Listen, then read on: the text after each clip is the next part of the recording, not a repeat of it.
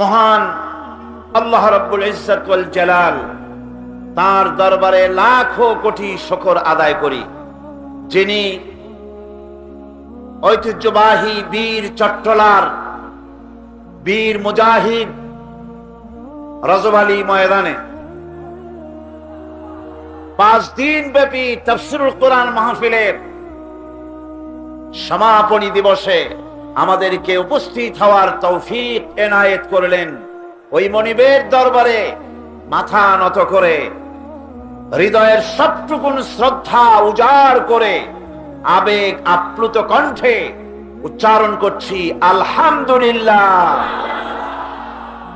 রব্বানা লাকাল হামদ হামদান কাসীরান তাইয়্যিবান মুবারাকান ফীহি ইয়া রাব্বি লাকাল হামদু কামা ইয়ানবাগি লিজালালি ওয়াজহিকা ওয়া আযীমি সুলতানিকা। বিশাল ওই আকাশের মালিক, বিস্তীর্ণ এই জমিন, পাহাড় পর্বত, সমুদ্র মহাসমুদ্র, গ্রহ উপগ্রহ, কুল কায়নাতের মালিক আল্লাহ সুবহানাহু ওয়া তাআলার দরবারে আমরা শুকরিয়া আদায় করে নিলাম। তিনি দয়া করে তার আখেরি কালাম, কালামে রব্বানি, গোটা পৃথিবীর মানুষের জন্য সর্বশেষ হেদায়েতের কিতাব কোরআনে কারীম থেকে আমাদের জানার বোঝার তৌফিক এনায়েত করলেন। এজন্য মনিবের দরবারে আবারও শুকরিয়া আদায় করছি আলহামদুলিল্লাহ। আপনাদের সামনে আমি আসার আগে অনেকেই বক্তব্য রেখেছেন। বিশেষ করে আমার অত্যন্ত স্নেহাস্পদ, যাকে আমি অত্যন্ত মহাব্বত করি, একজন ইংরেজি শিক্ষিত হয়ে, ইংলিশের প্রফেসর হয়ে যে বক্তব্য রাখেন, আমি আল্লাহ শুকরিয়া আদায় করি অধ্যাপক মুফিজুর রহমান সাহেবের জন্য। আল্লাহ পাক তাকে হায়াতে তাইয়্যিবা দান করুন, তার কণ্ঠস্বরকে আল্লাহ পাক আরো বুলন্দ করে দিন। এই মঞ্চে যারাই বক্তব্য রেখেছেন সকলের প্রতি আল্লাহ পাক রহম করুন। এরপর একটু আগেই আমরা আমাদের ওস্তাজুল উলামা আশ-শাইখ মুহাম্মদ আস-সিফতি আতালাল্লাহু উমরাহু ওয়া বারাকাল্লাহু ফি হায়াতি, রাইস জামিয়া দারুল ইহসান ঢাকা, আমাদের এই সম্মানিত মেহমানকে আমরা শুকরিয়া আদায় করি।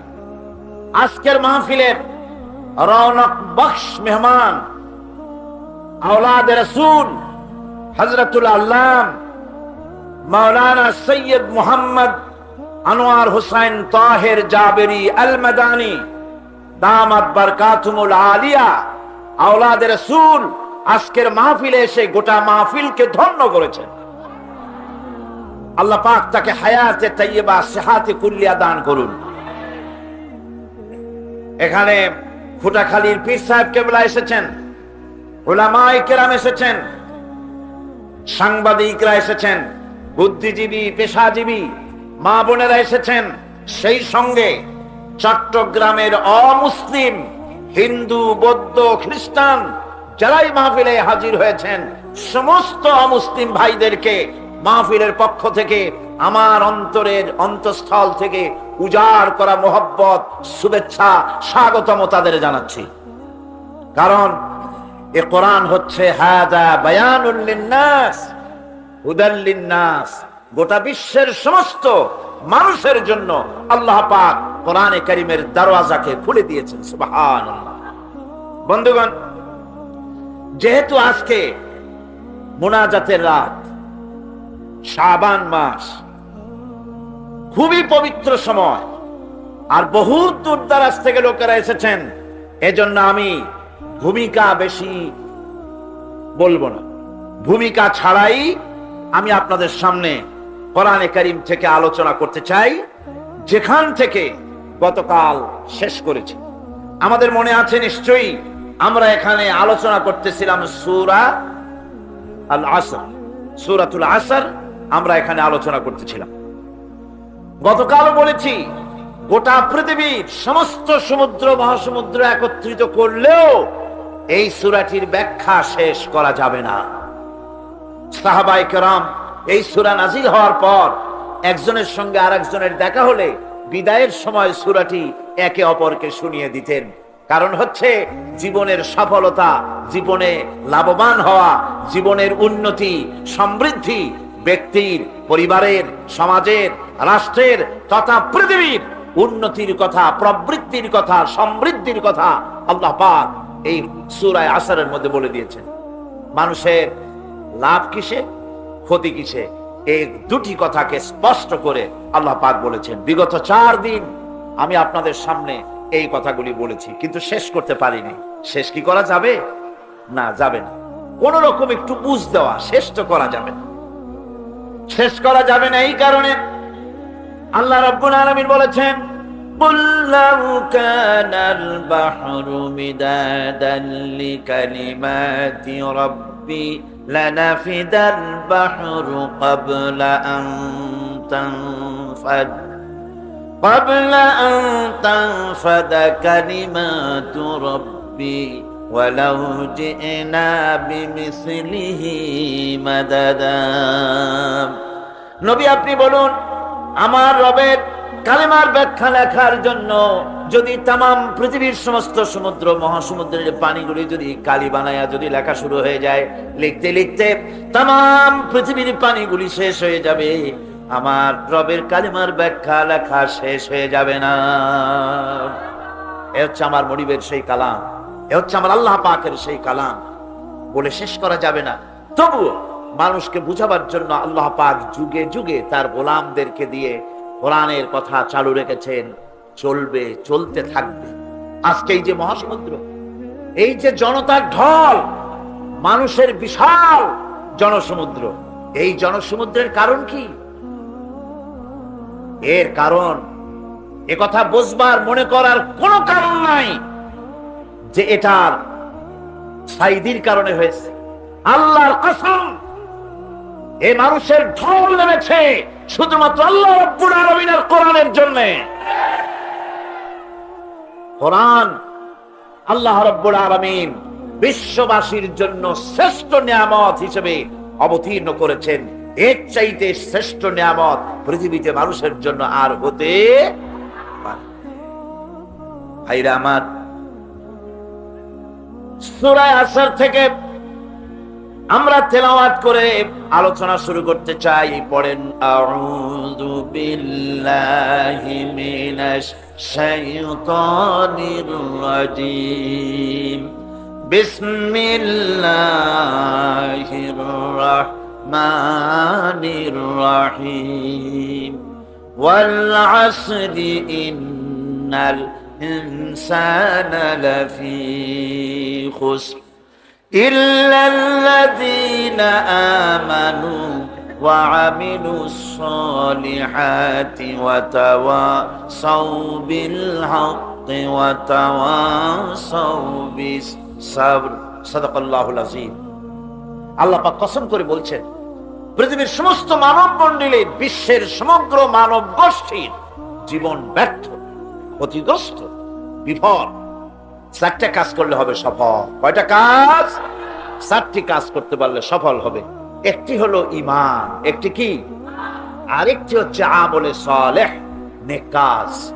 ঈমান, নেক কাজ। আর একটা হচ্ছে ওয়াতাওয়াসাউ বিল হক ওয়াতাওয়াসাউ বিস সবর, হকের দাওয়াত দেওয়া, হক বোঝা, হকের দাওয়াত দেওয়া, সবর এখতিয়ার করা, অন্যকেও সবরের জন্য পরামর্শ দেওয়া। এই মোট 4টি কাজ।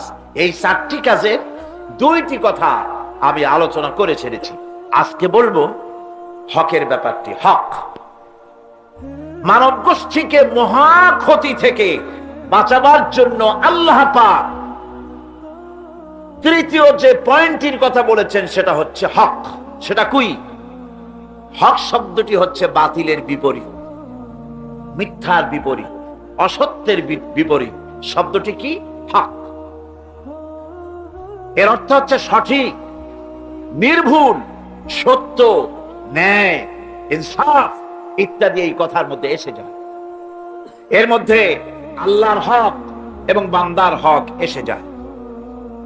হকের দাওয়াত অর্থ হচ্ছে ঈমানদারদের সমাজ এরকম হবে না যে বাতিল মাথা উঁচু করে দাঁড়াবে আর হকপন্থীরা মাথা নিচু করে তারপরে চলবে, নাহকের বিরুদ্ধে কথা বলবে না, চুপ করে থাকবে। এটা ঈমানদার যে সমাজে বাস করে সেই সমাজের চিত্র এরকম হতে পারে না। চিত্র হবে যে সমাজে হক বাস করবে, ঈমানদারেরা বাস করবে, সেই সমাজের ভেতরে বাতিলের বিরুদ্ধে ঈমানদারেরা সোচ্চার হবে, তাদের কণ্ঠের আওয়াজ বুলন্দ হবে। কোন অসত্যকে, কোন মিথ্যাকে, কোন নাহককে সে বরদাস্ত করবে না। এটাই হলো ঈমানের দাবি। এটা কিসের দাবি? দেখুন, হক থেকে যদি চুপ থাকা হয় তাহলে মারাত্মক অবস্থা হবে। হযরত দাউদ আলাইহিস সালামের জামানায় শনিবারের দিন মাছ খাওয়া নিষিদ্ধ ছিল। আছে না কোরআন শরীফে? মাছ খাওয়া নিষিদ্ধ ছিল। আল্লাহ পাকের এই নিষেধকে অমান্য করে মাছ খাইল যারা, ইহুদিদের মধ্য থেকে আল্লাহ পাক ৭০,০০০ বনী ইসরাইলকে, ইহুদিদেরকে কি বানাইছিলেন? কি বানাইছিলেন? বানর বানাই দিলেন। এখন ইহুদি গুলো যে বান্দর হয়ে গেল, এটা কোরআন শরীফে আছে কিনা? আছে কিনা? দারুন সাহেব মনে করলেন যে তো একটা মহা মুসিবতের কথা। ইহুদিরা এরা যে বান্দরের জাত, এদের মধ্য থেকে এতগুলো লোক বান্দর হইছে, আমাদের এই কলঙ্ক আমরা মেটাই কি করে? সুতরাং শিয়াল ভাবলো আমার একার লেজ যখন কেটেছে, সকলের লেজ আমি কেটে ছাড়ব। তখন ইহুদিদের সন্তান ডারউইন সে বলল, পৃথিবীর মানুষগুলি আসলে মানুষ না। আচ্ছা, মানুষটা তো কি এগুলা? এগুলা ছিল শিম্পাজি, ওরাং ওটাং, বান্দর ছিল। দেখো না, বান্দরের সাথে মানুষের কিছু মিল টিল আছে। মানুষগুলিকে তারা বান্দর বলল, ডারউইন সাহেব। এখন আমি বুঝি না যে কোন জিনিসের সাথে কোন জিনিসের সিমিলারিটি থাকলে এটা ওটার পূর্বপুরুষটা কি করে বলা যায়? পাবদা মাছ দেখতে তো বোয়াল মাছের মতো, নাকি বলেন? পাবদা চেনেন না বোঝায় শ্রীরঙের মানুষেরা? পাবদা দেখতে বোয়ালের মতো। কিন্তু কেউ কি কোনোদিন বলেছে যে এই পাবদারাই পুটি টুটি খাইয়া একদিন বোয়ালে পরিণত হয়ে গেছে? এটা কখনই বলা হয়নি। সুতরাং বানরের সাথে মানুষের মিল ডারউইন সাহেব কোথায় খুঁজে পেলেন আমি জানি না। তিনি বললেন কি, এই মানুষগুলি আসলে ছিল বাঁদর, তাদের পাছায় ছিল লেজ। তারা দাঁড়াতো গিয়ে কিসের উপরে থাকতো? ডালে ডালে ঘুরতো। তারপরে পাছায় লেজের উপরে ঘা লাগলো, এরপরে একদিন লেজ তার খসে পড়ে গেল। সেদিন থেকে এই লেজবিহীন মানুষে পরিণত হলো। আসলে মানুষ ছিল সব বান্দর। নাউজুবিল্লাহ মিন যালিক। কয় বোতল খাইয়া এরকমের মত উনি প্রকাশ করেছিলেন, আল্লাহ ভালো জানে। কোরআন শরীফে এই ঘটনাটা আল্লাহ পাক উল্লেখ করেছেন। আল্লাহ রাব্বুল আলামিন বলেন, ওয়ালাকাদ আলিমতুমুল লাযীনা আ'তাদাউ মিনকুম ফিস সাবতি ফাকুলনা লাহুম কুনু কিরাদাতান খাসিইন। ইহুদিদেরকে লক্ষ্য করে আল্লাহ পাক বলছেন, নিজেদের জাতির সেই সব লোকদের ঘটনা নিশ্চয়ই তোমাদের মনে আছে যারা নাকি শনিবার দিনের বিধানকে অমান্য করেছিল, মাছ খেয়েছিল। এই মৎস্য নিষিদ্ধ মৎস্য ভক্ষণ করার কারণে কতগুলো বান্দর হইল? ৭০,০০০। এই ৭০,০০০ লোকই কিন্তু মাছ খায় নাই। ৩টা ভাগ হয়ে গিয়েছিল। কয়টা ভাগ হয়েছে? 3টি ভাগ হয়েছে বনি ইসরায়েলের মধ্যে। এক ভাগে মৎস্য খেলো, খুব বুদ্ধি করে খেলো তারা। মানুষ তো বুদ্ধি দারুণ। তারা চিন্তা করলো শনিবারে মাছ যখন খাওয়া নিষেধ, তো শনিবারের দিন মাছ যখন আসবে কেনারায় একটা বেড়া দিয়ে রাখবে, এমন করে শনিবারে এসে ঢুকবে, বাইরে যেতে পারবে না। রবিবার দিন ওইটারে ধরিয়ে ধরিয়ে মজা করে খাবো। নিষিদ্ধ মৎস্য ভক্ষণ করলো, এই হলো এক শ্রেণী।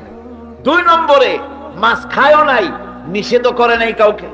3 নম্বরে মাছ খায় নাই, বরং আল্লাহর এই নিষিদ্ধ ব্যাপারটি জানাই দিয়েছে, খবরদার আল্লাহ নিষেধ করেছেন, মৎস্য খেও না। তাহলে কয়টা ভাগ হলো? 3টি ভাগ। রব্বুল আলামিন ইহুদিদের মধ্য থেকে যারা নিষিদ্ধ মৎস্য, নিষিদ্ধ দিনে মৎস্য যারা ভক্ষণ করলো তাদেরকে, আর যারা মাছ খায় নাই, নিষিদ্ধ করে নাই, এই 2 শ্রেণীকে একত্রিত করে সবগুলারে গোষ্ঠী শুদ্ধা রাতারাতি বানর বানাইয়া দিলেন। তার অর্থ কি? এর দ্বারা বোঝা গেল হক কথা বলতে হবে। অন্যায় চুপ করে যদি সহ্য করেন, অন্যায় যে করে আর অন্যায় যে সহে, দুজনই কি? দুজনই সমান পাপী। আপনাকে নিষেধ করতে হবে, অন্যায়ের বিরুদ্ধে আপনাকে কথা বলতে হবে। লূত আলাইহিস সালামের জামানায় যখন জমিনটাকে উল্টে দেওয়ার জন্য অর্ডার হলো, তখন ফেরেশতা বলছিল, আয় আল্লাহ, এই জমিনে তো একটা লোক আছে যে 30 বছর পর্যন্ত তোমার ইবাদত করেছে, সেই লোকটারে তো সরাবার ব্যাপারে তুমি কিছু বললা না। আল্লাহ রাব্বুল আলামিন বললেন, জমিনটা উল্টায়া ওর মাথায় আগে রাখো, ওরে শুদ্ধা জমিনটারে উল্টায় দাও। কারণ গোটা জাতি যখন আমার সঙ্গে নাফরমানি করছে, আমার নবীর সঙ্গে নাফরমানি করতেছে, তখন এরা কথা বলে নাই। এই লোক নিজের ইবাদত নিয়ে ব্যস্ত ছিল, নিজেকে জাহান্নাম থেকে বাঁচাবার চেষ্টা করেছে। গোটা জাতি জাহান্নামে যায়, সেজন্য ভুরুক্ষেপ করে নাই। হক কথা বলতেই হবে। হক যে বলবে না, হক থেকে যে চুপ থাকবে, সে হচ্ছে শয়তানুন আখরাস, বোবা শয়তান। রাসূলুল্লাহ হাদিসে বলেছেন, হক থেকে যে চুপ থাকে সেটা কি শয়তান? বোবা শয়তান। এখন আপনাকে বিপদ মুসিবত থেকে বাঁচার জন্য হকের দাওয়াত দিতে হবে, তা না হলে আল্লাহ পাক ক্ষমা করবেন না। না হক যখন সমাজে চলতে থাকে, হকের আওয়াজকে, একজনকে হলেও হকের আওয়াজ বুলন্দ করতে হবে। কোরআনে কারিমে রব্বুল আলামিন বলেন, ওয়াত্তাকু ফিতনাতান লা তুসিবান্নাল্লাযীনা যালামু মিনকুম খাসসা। সতর্ক থাকো, বেঁচে থাকো ওই সব বিপদ থেকে, মুসিবত থেকে, যেই বিপদ শুধুমাত্র বিপদের কারণ যারা, ওদের জন্যই নাজিল হবে না, বরং যারা সহ্য করে তাদের উপরও বিপদ আসবে। যারা বিপদের কারণ, গুনাহের কারণ, শুধু ওরাই ধ্বংস হবে না, যারা সহ্য করবে তাদেরকেও আযাবের মধ্যে নিপতিত হতে হবে। একটা দৃষ্টান্ত দিলে বুঝবেন। আপনার বাড়ির সামনে ড্রেনের ভিতরে বিড়াল মরে পড়েছে, কুকুর মরে পড়েছে, আপনি নাকে রুমাল দিয়ে যান, বাড়িওয়ালা ভালাইতেছে না, আপনিও ভালাবার চেষ্টা করতেছেন না।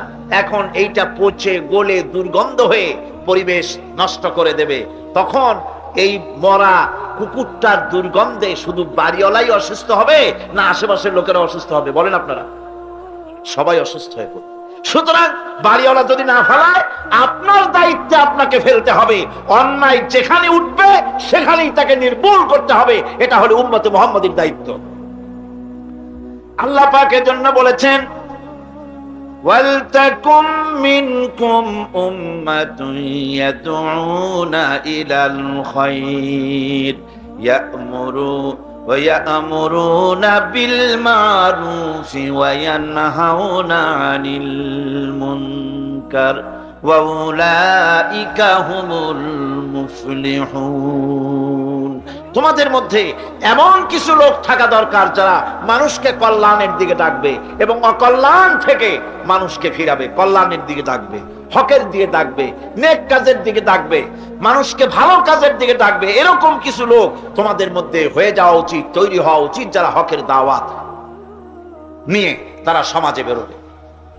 কারণ মুসলমানেরা হলো আমাদের সম্পর্কে আল্লাহ পাক বলেছেন, কুনতুম খায়রা উম্মাতিন উখরিজাত লিন-নাসি তা'মুরুনা বিল মা'রুফি ওয়া তানহাউনা আনিল মুনকার। তোমরা হচ্ছে শ্রেষ্ঠ জাতি। আমরা কি জাতি? আমরা যে শ্রেষ্ঠ জাতি সে কথা বলার মতো হিম্মত এখন আমাদের আর নাই, যার জন্য আপনারা আওয়াজ দিলেন, যা শোনাই গেল। মুসলমানেরা কি জাতি? খায়রে উমাম, ইমামে আকওয়াম। পৃথিবীর ভিতরে সমস্ত জাতি সমূহের ভেতরে শ্রেষ্ঠ জাতি কারা? আরো জোরে বলুন। একথা কে বলেছেন? আল্লাহ পাক বলেছেন তোমরা শ্রেষ্ঠ জাতি। তোমাদের দায়িত্ব হচ্ছে তা'মুরুনা বিল মা'রুফ ওয়া তানহাউনা আনিল মুনকার। তোমাদের দায়িত্ব হচ্ছে ভালো কাজের আদেশ করবে, অন্যায় কাজ থেকে মানুষদেরকে ফিরাবে। এটা হচ্ছে তোমাদের দায়িত্ব। এই দায়িত্ব যদি আমরা পালন করতাম তাহলে আমাদের সমাজের ভেতরে এই অন্যায় অসত্য টিকে থাকতে পারত না। আমরা মানুষকে ভালো কাজের আদেশ দেই না। ভালো কাজের আদেশ দিতে হলে ক্ষমতায় থাকতে হয়। আদেশ আর অনুরোধ এই দুটো কি এক জিনিস? আদেশ আর অনুরোধ দুটো কি এক জিনিস? আদেশ দিতে গেলে আদেশের জায়গায় পৌঁছাতে হয়। আদেশের জায়গায় না গিয়ে কাউকে হুকুম দেওয়া যায় না, অনুরোধ জানাতে হয়। গভর্নমেন্টের কাছে বিনীতভাবে অনুরোধ জানাই, সিনেমার অশ্লীলতার জ্বালায় টিকতে পারি না, রমজান মুবারক এসেছে, এই অশ্লীল সিনেমার ছবি নামায় ফেলা হোক, বিনীতভাবে অনুরোধ জানাই। এটা হলো অনুরোধ। আর আল্লাহ বলছেন ইসলামের ব্যাপারটা অনুরোধের ব্যাপার নয়, এটা হচ্ছে আদেশের ব্যাপার। ক্ষমতায় এমন লোক পাঠাতে হবে যে রমজান মাস এলে বলে অর্ডার দেবে সিনেমার সমস্ত ছবি আর গান বন্ধ করে দাও। হোটেলের কোনো দরজা খোলা থাকতে পারবে না, কোন খাবারের দোকান মুসলমানদের খোলা থাকতে পারবে না। এটা হচ্ছে অর্ডারের কাজ। তা'মুরুনা বিল মা'রুফ, আমর, হুকুম, ওয়াদা। অনুরোধ করে হয় না, এটা আদেশ দেওয়ার মাকামে যেতে হয়। সেই আদেশের মাকামে আমরা কি যেতে পেরেছি? পারিনি। আমাদের অবস্থা হচ্ছে মোল্লার দৌড় মসজিদ পর্যন্ত। এই কথাটা যে কে শুনাইছে আল্লাহই জানে। মোল্লা কো জো মিলা হ্যায় মসজিদ মে সেজদে কি ইজাজত, মোল্লা কো জো মিলা হ্যায় মসজিদ মে সেজদে কি ইজাজত, নালায়েক সমঝতে হ্যায় यही ইসলাম কি আজাদ। মৌলভী সাহেব মসজিদের ইমামতি পাইছেন আর মনে করেছেন যে আমি ইসলামের স্বাধীনতা পেয়ে গিয়েছি। ডিসি সাহেব যদি দাওয়াত দেয়, মন্ত্রী সাহেব যদি দাওয়াত দেয়, আনন্দে অস্থির হয়ে যায়। আরে বাপ রে, ডিসি দাওয়াত দিছে, কি সোজা কথা, মরি কি বাঁচি, উঠি কি পড়ি।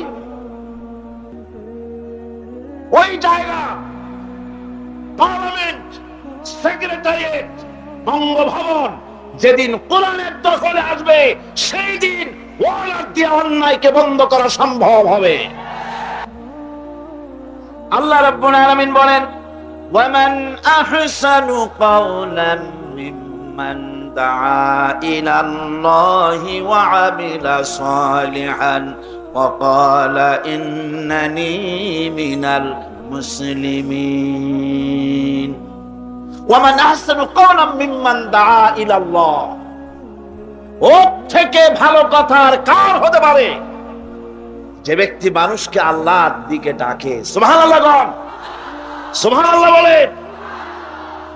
আল্লাহর দিকে যে ডাকে সেই ওয়ামান দা ইলাইহি, হাদিস শরীফের ভিতরে আছে মান ক্বালা বিহি সাদাকা। কোরআন থেকে যে কথা বলে সে কি কথা বলে? সত্য কথা বলে। কোরআন থেকে যে কথা বলে সত্য কথা বলে। মান ক্বালা বিহি সাদাকা ওয়া মান আমিলা বিহি উজরা। আরে কোরআন থেকে যারা আমল করে আল্লাহ তাদেরকে পুরস্কৃত করে। ওয়া মান হাকামা বিহি আদালা, কোরআন থেকে যে বিচার করে সেই জাস্টিস, ইনসাফ কায়েম করে। ওয়া মান দা ইলাইহি হুদিয়া ইলা সিরাতিল মুস্তাকিম। আর যারা কোরআনের দিকে দাওয়াত দেয় তাদের দাওয়াতই সহজ সরল দাওয়াত। আওলাদের রাসূল আপনাদের সামনে কোরআনের দাওয়াত দিলেন, কোরআনের পক্ষে কাজ করুন, সবাই হাত উঁচু করে আপনারা সমর্থন দিয়েছেন। আমরাও অপেক্ষা করব এই সমর্থন আপনারা কতদিন বজায় রাখতে পারে। আল্লাহ যেন তৌফিক দেন। জোরে বলেন আমিন। আরো জোরে বলেন আমিন। ওয়ামান আহসানু কাওলাম মিম্মান দাআ ইলাল্লাহ, ওর চাইতে ভালো কথা কার? যে মানুষকে আল্লাহর দিকে ডাকে। আমরা কার দিকে ডাকি? বিশ্বাস করুন, আমরা তো সমাজতন্ত্রের দিকে মানুষ ডাকি না। বলেন, আমরা কি সমাজতন্ত্রের দিকে মানুষ ডাকি? পুঁজিবাদের দিকে ডাকি, জাতীয়তাবাদের দিকে ডাকি, ধর্ম নিরপেক্ষ মতবাদের দিকে ডাকি। আমরা কার দিকে ডাকি? ধর্ম নিরপেক্ষ মতবাদ আল্লাহর তৈরি না মানুষের তৈরি? পুঁজিবাদ আল্লাহর না মানুষের? সমাজতন্ত্র আল্লাহর না মানুষের? জাতীয়তাবাদ আল্লাহর না মানুষের? আরে কোরআন কার, ইসলাম কার? সে আল্লাহ রাব্বুল আলামিনের দিকে আমরা ডাকি। আমরা আমার বাপের দিকে ডাকি না, মায়ের দিকে ডাকি না, দাদার দিকে ডাকি না, মন গড়া কথা বলি না। ওলামায়ে হক কথা বলে কোরআনের কথা। সুবহানাল্লাহ। পার্লামেন্টে, জাতীয় সংসদে কথা হচ্ছিল, বাজেট বক্তৃতা, প্রথম 1996-97 অর্থ বছরের বাজেট বক্তৃতা।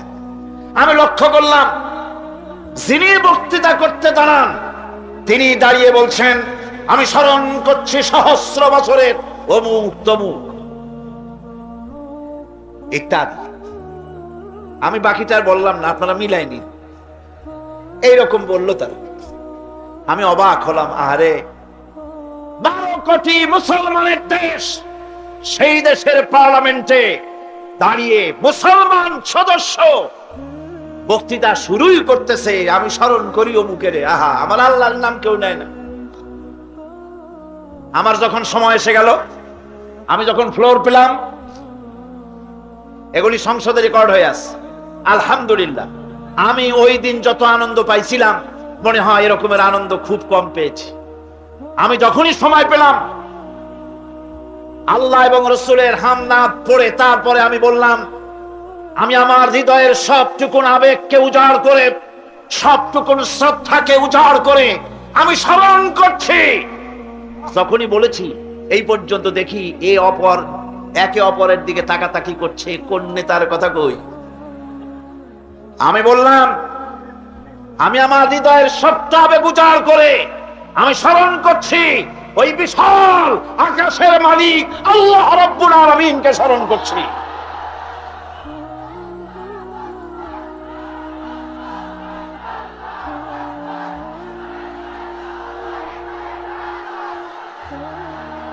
আমার বন্ধুগণ, মজা তো এখানেই, মজা তো এখানেই। আল্লাহর কথা বলায় যত মজা, এত মজা পৃথিবীতে আর কোথাও নাই। আমি নেতার প্রশংসা করব কখন? আমি তো আমার আল্লাহর প্রশংসা করি, শেষ করতে পারলাম না। আহা, আমার আল্লাহ কত বিরাট, কত বড়, কত মহান, কত আযীম। আল্লাহু আকবার, কত মহান তিনি। সেজন্য আমি বলি ওই রকম রাজনৈতিক দল না করাই ভালো। সেই রাজনৈতিক দলে থাকলে আল্লাহু আকবার স্লোগান দেওয়া যায় না। মুসলমানের সন্তানেরা, তোমরা কথা বলতে পারো না, তোমাদের নেতাদেরকে জানাও, আমি মুসলমানের বাচ্চা, আমার গায়ে সূর্য সেনের এক ফোঁটা রক্ত নাই, আমার শরীরে রবীন্দ্রনাথের রক্ত নাই, আমার শরীরে খালিদ বিন ওয়ালিদের রক্ত প্রবাহিত, সালাউদ্দিন আইয়ুবীর রক্ত প্রবাহিত, শহীদ তিতুমীরের রক্ত প্রবাহিত। সুতরাং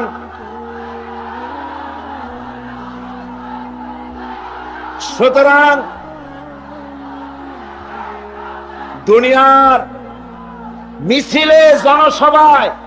মিছিলে জনসভায় সব স্লোগান দেওয়া যাবে, নারায়ে তাকবীর আল্লাহু আকবার বলা যাবে না। এমন রাজনীতির কপালে আগুন লাগুক। আমার জন্ম যেদিন হয়েছে, আমার কানে প্রথম কি আওয়াজ শুনেছি? চিল্লায় বলতে হবে, কি শুনেছি? আমার আযানের প্রথম শব্দ কি? আমার ইকামতের প্রথম শব্দ কি? আমার নামাজের প্রথম শব্দ কি? আমার জীবনের শেষ নামাজ জানাজার প্রথম শব্দ কি? শেষ শব্দ কি? সুতরাং বঙ্গভবন, পার্লামেন্ট থেকে শুরু করে জীবনের সব ক্ষেত্রে স্লোগান তো একটাই মুসলমানদের, নারায়ে তাকবীর আল্লাহু আকবার।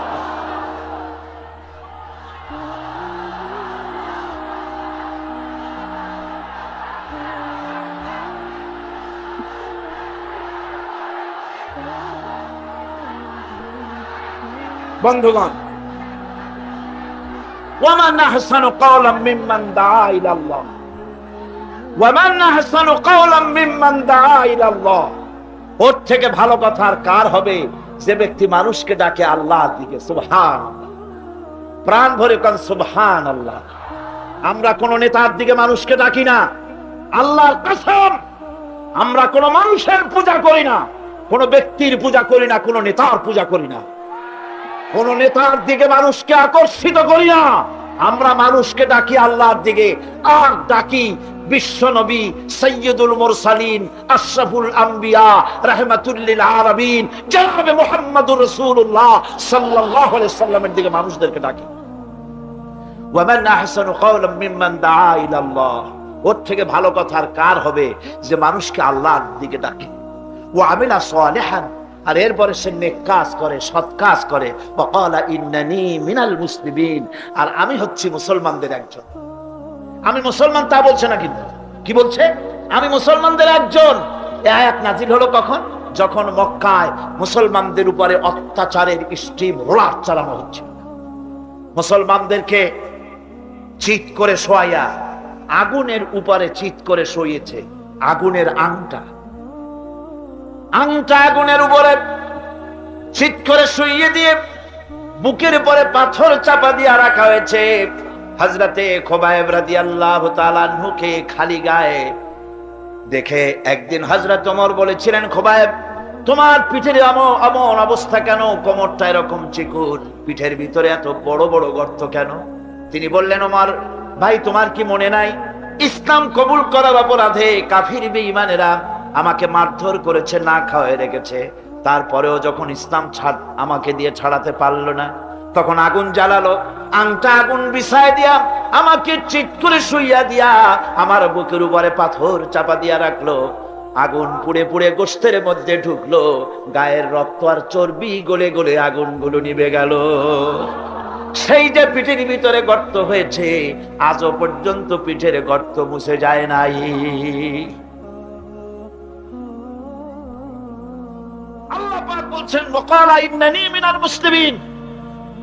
ওই সাহাবীরা যখন নিজেকে মুসলমান বলে পরিচয় দেওয়ার অর্থই হলো সিংহ, ব্যাঘ্র, হিংস্র প্রাণীর সামনে নিজেকে সুপর্দ করে দেওয়া, সেই পজিশনে, ওই প্রেক্ষাপটে মুসলমানরা বলতেছে, ইন্নানি মিনাল মুসলিমিন, যে মুসলমান গুলারে তোমরা পিটাও, আমি ওদের একজন মুসলমান। কত বড় সাহসের কথা! যাদেরকে মারতেছো, পিটাইতেছো, আগুনের উপরে রাখতেছো, আমি তাদেরই একজন মুসলমান। সুবহানাল্লাহ। এইরকম মার খেয়ে অস্থির হয়ে তারপরে হযরত হাব্বাব বিন আল-আরিদ রাদিয়াল্লাহু তাআলা আনহু রাসূল করিম সাল্লাল্লাহু আলাইহি ওয়াসাল্লামের খেদমতে হাজির হয়ে বলেছিলেন, শাকাউনা ইলা রাসূলিল্লাহি সাল্লাল্লাহু আলাইহি ওয়াসাল্লাম ওয়া হুয়া মুতাওয়াসসাদুন বুরদাতুন লাহু ফি যিল্লিল কাবা। তিনি কাবা শরীফের ছায়ায় আরাম ফরমাচ্ছিলেন। হযরত হাব্বাব বিন আল-আরিদ সেখানে গিয়ে বললেন, আলা তাস্তানসিরু লানা, আলা তাদউ লানা ইয়া রাসূলুল্লাহ, হে রাসূল, আপনি কি আমাদের জন্য দোয়া করবেন না? আমরা তো শেষ হয়ে গেলাম। হুজুর বললেন, হুজুর উঠে বসলেন আর বললেন, দেখো, তোমরা এখনই ব্যস্ত হয়ে গেল। এখনই ব্যস্ত হলে তোমাদের আগে যারা দিন প্রতিষ্ঠিত করতে এখানে এসেছিল, তাদেরকে কাফেররা তাদেরকে ধরতো, তাদের জন্য গর্ত খনন করত, তারপরে তার মধ্যে কোমর পর্যন্ত দাবাই দিত। সুম্মা ইউতা বিল মানশার ফায়ুদাউ আলা রাসিহি ফায়ুজালু নিসফাইন, এরপরে করাত মাথার উপরে রেখে জীবিত মানুষটাকে করাত দিয়ে চিরে দুই টুকরা করে ফেলে দিত। মা ইয়াসুদ্দুহু যালিকা আন দীনিহি, এত বড় অত্যাচার করেও মুসলমানদেরকে আল্লাহর দ্বীনের রাস্তা থেকে এক চুলও সরাই দিতে পারে না। ওয়াল্লাহি লা ইউতাম্মান্নাল্লাহু হাযাল আমর, আল্লাহর নামে কসম করে বলছি, এমন এক সময় আসবে যখন মানুষেরা যাতায়াত করবে, সুন্দরী রমণীরা যাবে, সওদাগরেরা যাবে, টাকা নিয়ে পয়সা নিয়ে চলাফেরা করবে, লা ইয়াখাফু ইল্লাল্লাহ, আল্লাহ ছাড়া মনের মধ্যে কারো ভয় থাকবে না। সুবহান সুবহান, আল্লাহ ছাড়া কারো ভয় অন্তঃকরণে থাকবে না। এরকম সময় আসবে, ওয়ালাকিন্নাকুম তাস্তাজিলুন, আসলে তোমরা বড্ড তাড়াহুড়ো করছো, এত তাড়াহুড়ো করো না, অপেক্ষা করো, আমি নবী কসম করছি এমন সময় আসবে। রাসূলুল্লাহ ওয়াদা করেছিলেন। সেরকম সমাজ আসছিল না আসে নাই? আসছিল কিনা জোরে গণ? আসছিল। আল্লাহ পাক বলছেন, হকের দাওয়াত দিতে হবে, আর এই দাওয়াত দিতে গিয়ে কিছু পরোয়া করা যাবে না। এই দাওয়াত দিতে গেলে বিপদ আসবে, মুসিবত আসবে, কষ্ট হবে, রক্ত দিতে হবে, জীবন দিতে হবে, তার উপরে ইসলামের রাষ্ট্রের প্রাসাদ নির্মাণ হবে। এই শহরে বড় বড় বিল্ডিং আছে না, আছে কিনা? এই বিল্ডিং গুলির কাছ থেকে আপনি হেদায়েত নিতে পারেন। বিল্ডিং এর কাছ থেকে হেদায়েত নেবেন কি? বিল্ডিং এর কাছ থেকে হেদায়েত নেবেন, বিল্ডিং তৈরি করতে গিয়ে কিছু ইট ভেঙ্গে চুড়ে টুকরা টুকরা হয়ে মাটির তলে যেতে হয়েছে নাকি হয় নাই? মাটির তলে যে ইটগুলি গেল, সেই ইটেরা যদি বলতো আমরা মাটির তলে যাব না, আমরা উপরে থাকবো, যাতে করে বার্জারের রং আমার গায়েও লাগে, এটা যদি বলতো, তাহলে বিল্ডিং কি তৈরি হইতে পারতো? বিশাল একটা বিল্ডিং, 100 তলা বিল্ডিং তৈরি করতে গিয়ে শত সহস্র ইটকে টুকরা টুকরা হয়ে মাটির তলায় মাদফুন হতে হয়েছে। তার উপরে বিল্ডিং এর ফাউন্ডেশন হয়ে গেল, তার উপরে বিরাট বিল্ডিং দাঁড়ায় গেল। ইসলামের বিল্ডিং যদি বানাতে চাই, ইসলামের রাষ্ট্রের ইমারত যদি করতে চাই, আপনার মতো আমার মতো হাজারো লাখো মানুষকে শহীদ হয়ে মাটির তলায় চলে যেতে হবে। এরকম শাহাদাতের উপরে ভিত্তি করে ইসলামের ইমারত গড়বে, নইলে হবে না। শাহাদাতের তামান্না দিলের মধ্যে থাকতে হবে। আছে আপনাদের শাহাদাতের তামান্না? আছে?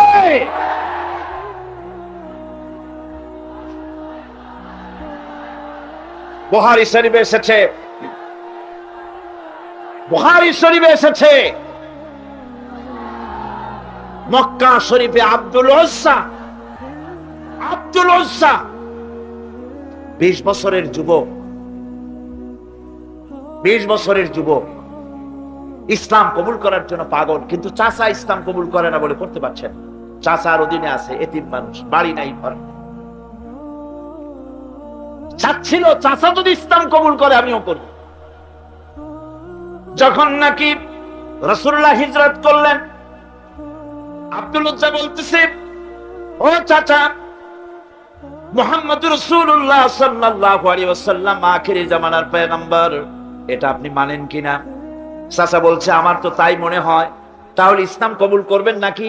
তিনি বললেন, না, ইসলাম আমি কবুল করব না। আব্দুল উজ্জা বলছে, আমি দীর্ঘদিন অপেক্ষা করতেছিলাম আপনি ইসলাম কবুল করবেন বলে।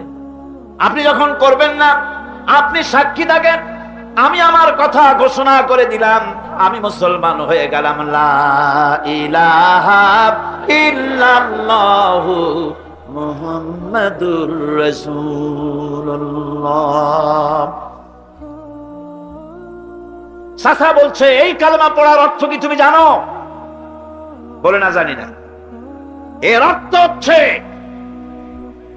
তোমাকে আমি যা দিয়েছি, বাড়ি ঘর টাকা পয়সা উট ঘোড়া সব আমাকে ফিরায় দাও। তিনি বললেন, সব তুমি নিয়ে নাও। চাচা বলছে, এটাই শেষ নয়, তোমার গায়ে যে জামা আছে, পরনে লুঙ্গি আছে, এটা আমার, এটাও দিতে হবে। গায়ের জামা পরনের কাপড়টাও খুলে দিয়ে দিল। কত চড়া দামে ইসলাম গ্রহণ করেছে, কত চড়া দাম।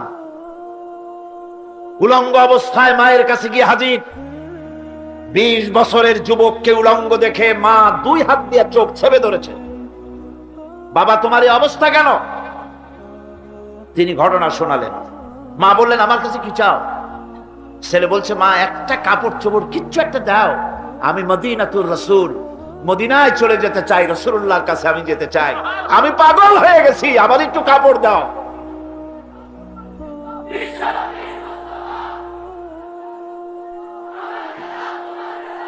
একটুখানি একটা সেরা কম্বল দেওয়া হলো।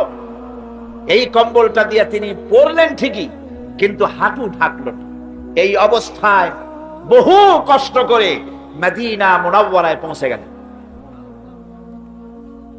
রাসূলুল্লাহর সঙ্গে দেখা হলো। হুজুর দেখলেন উদ্ভ্রান্ত যুবক, মাথার চুলগুলো এলোমেলো, চেহারায় ক্ষুধার্তের ছাপ। জিজ্ঞেস করলেন, তুমি কে? তিনি বললেন, আমি আব্দুল উজ্জা, আমি মুসলমান হয়েছি। তোমার এই অবস্থা কেন? তিনি ঘটনা শুনালেন যে আমার লুঙ্গিটাও আনতে পারি নাই মায়ের কাছ থেকে, মাও আমার গরিব, তার কাছ থেকে কোন ক্রমে এই সব ছেঁড়া কাপড়টা নিয়ে এসেছে। হুজুর বললেন, তোমার নাম আব্দুল উজ্জা নয়, তোমার নাম আব্দুল্লাহ, আব্দুল্লাহ জুলবাজাদাইন। তিনি কাপড়ের ব্যবস্থা করলেন, আসহাবে সুফফার কাছে তার দায়িত্ব দিয়ে দিলেন, আর বললেন একে কোরআন শরীফ শিখাও। আসহাবে সুফফার ভিতরে থেকে তিনি কোরআন শিখতে লাগলেন। কোরআন শরীফ চিল্লায় চিল্লায় তিনি পড়তেন। সাহাবায়ে কেরাম অভিযোগ করলেন, হে আল্লাহর রাসূল, আব্দুল্লাহ চিৎকারে আমাদের ঘুম নষ্ট হয়ে যায়, নামাজেও ডিস্টার্ব হয়, সে যখন এত চিৎকার দিয়ে তেলাওয়াত করে। নবীজি বললেন, সাহাবীরা, আব্দুল উজ্জার কোনো ব্যাপারে বিরক্ত হয়েও না, তাকে বেশি করে চিল্লাইতে দাও, জোর করে তেলাওয়াত করতে দাও, কারণ তার ঈমান আনার পেছনে বড় দাম দিতে হয়েছে, বড় কষ্ট করে ঈমান এনেছে, পরনের লুঙ্গিটা পর্যন্ত আনতে পারে নাই, তাকে প্রাণ ভরে তেলাওয়াত করতে দাও। ইত্তাবসারে তাবুকের যুদ্ধের দামামা বেজে উঠলো। আল্লাহর নবী চান্দা চাইলেন, যার কাছে যা আছে হাজির করো। মেয়ে লোকেরা গলার হাত দিল, নাকের ফুল দিল, কানের দুল দিল, টাকা পয়সা দিল, সোনাদানা দিল, স্তূপ হয়ে গিয়েছে হুজুরের সামনে। আল্লাহর নবী প্রশ্ন করলেন, সকলে তো দিলে, কিন্তু আমার আবু বকর কোথায়? হযরত আবু বকর রাদিয়াল্লাহু তাআলা আনহু একটা পিরারের আড়াল থেকে বেরোলেন, হাতে ছোট্ট একটা থলি হুজুরের হাতে উঠাই দিলেন।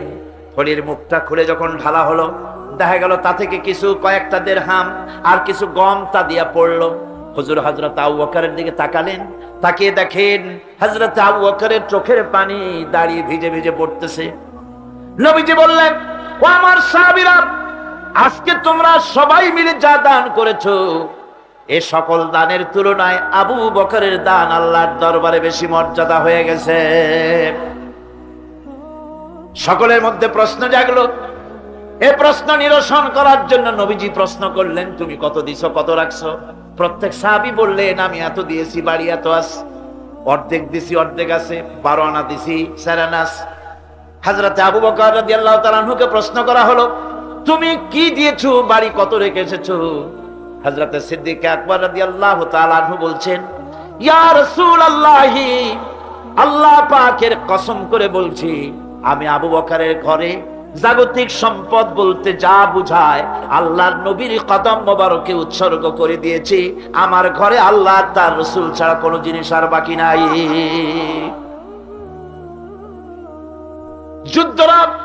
যুদ্ধের জন্য রওনা হয়ে গেলেন 30,000 সৈন্য নিয়ে। আল্লাহর নবী তাবুকের যুদ্ধের দিকে রওনা হলেন।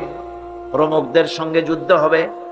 হযরতে আব্দুল্লাহ পিছন থেকে হুজুরের কাছে এসে দাঁড়ালেন, বললেন, ইয়া রাসূলুল্লাহ, এই জিহাদের জন্য সকলে চান্দা দিল, টাকা দিল, সোনা দিল, পয়সা দিল, আমি কিছুই তো দিতে পারলাম না। আমি আপনার কাছে দোয়া চাই, আপনি দোয়া করেন, এই তাবুকের প্রান্তরে গিয়ে আমি যেন আমার জীবনটা দিয়া যেন আমি এই চান্দা দিতে পারি, এই জিহাদের জন্য যেন আমার শাহাদাত আল্লাহ রাব্বুল আলামিন মঞ্জুর করে নেন। নবীজি দাঁড়ালেন, একজনকে অর্ডার দিলেন, গাছের একটা বাকল নিয়ে আসো। গাছের একটা বাকল আনা হলো। নবীজি নিজ হাতে আব্দুল্লাহর হাতে বাকলটা বেঁধে দিয়া বললেন, আল্লাহ, আব্দুল্লাহর রক্ত আমি কাফেরদের জন্য হারাম করে দিলাম। হযরত আব্দুল্লাহ চিৎকার করে কেঁদে উঠলেন, ইয়া রাসূলুল্লাহ, আমি চাইলাম শাহাদাতের জীবন, আর আপনি আমার রক্ত কাফেরের জন্য হারাম করতে চাইলেন আল্লাহর কাছে। আমার মনের আশা তো পূরণ হলো না। নবীজি বললেন, আব্দুল্লাহ, এখন যদি তোমার মউত হয়, জ্বরেও যদি তুমি ঘরে বসে মরো, আল্লাহ রাব্বুল আলামিন তোমার শাহাদাতের দরজা নসিব করে দিবেন। তাবুকের প্রান্তরে গিয়ে বেশ কয়েকদিন পর রাসূল করিম সাল্লাল্লাহু আলাইহি ওয়াসাল্লামের কাছে খবর এলো, হে রাসূল, আব্দুল্লাহ কয়েকদিন জ্বরে ভুগে ইন্তেকাল করছে। হুজুর বললেন, আব্দুল্লাহর গোসল দিয়ে কাফনের কাপড় পরায় নিয়ে আসো। আনা হলো, জানাজা পড়া হলো। রাতের বেলায় আলো নাই, অন্ধকার রাত। কবর খনন করা হলো। কবরের কাছে একজন একটা টিম টিম করে আলো জ্বালায় ধরেছে।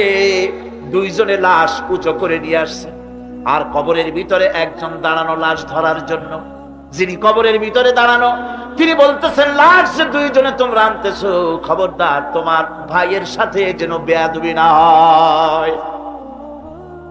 কবরের কাছে এসে যখন লাশ দিয়ে দেওয়া হলো, কবরের ভিতরে দাঁড়ায় লাশ যিনি ধরলেন তিনি আর কেউ নন, তিনি বিশ্বনবী মুহাম্মদুর রাসূলুল্লাহ সাল্লাল্লাহু আলাইহি ওয়াসাল্লাম। আল্লাহ যে বহন করে এসেছেন তার একজন হযরত আবু বকর, একজন হযরত ওমর রাদিয়াল্লাহু তাআলা আনহুমা লাশ বহন করে এসেছেন। কবরের পাশে হযরত বেলাল আলো উঁচু করে ধরেছেন। রাসূলুল্লাহ নিজ হাতে কবরের মধ্যে আব্দুল্লাহকে শোয়ায় দিলেন। কবর থেকে উঠে এসে কবরের উপরে মাটি দিয়ে নবীজি আল্লাহ রাব্বুল আলামিনের দরবারে কবরের দুদিকে হাত বিস্তার করে নবীজি বললেন, আল্লাহ, আজকের এই সন্ধ্যা পর্যন্ত আমি আব্দুল্লাহর প্রতি রাজি ছিলাম, তুমিও আব্দুল্লাহর প্রতি খুশি হয়ে যাও। আমি রাজি ছিলাম এর উপরে, তুমিও খুশি হয়ে যাও। হযরত ইবনে মাসউদ রাদিয়াল্লাহু তাআলা আনহুমা চিৎকার মেরে কেঁদে বলছিলেন, আয় আল্লাহ, কতই না ভালো হতো আব্দুল্লাহর লাশটা না হইয়া আজকে যদি আমার লাশটা হতো, তাহলে আমার ভাগ্যটা কতটা খুলে যেত। দ্বীনের জন্য, ইসলামকে টিকে রাখার জন্য হকের ময়দানে আসতে হবে, হকের কথা বলতে হবে, ইসলামের পতাকা উঁচু করে ধরতে হবে। ভয় করা যাবে না। ভয় করা যাবে?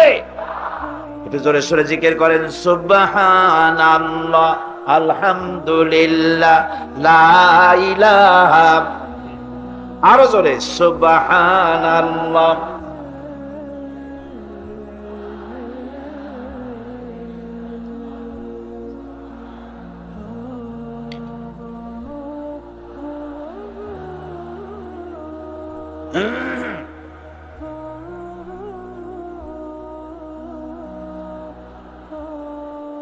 লা ইলাহা ইল্লাল্লাহু মুহাম্মাদুর রাসূলুল্লাহ।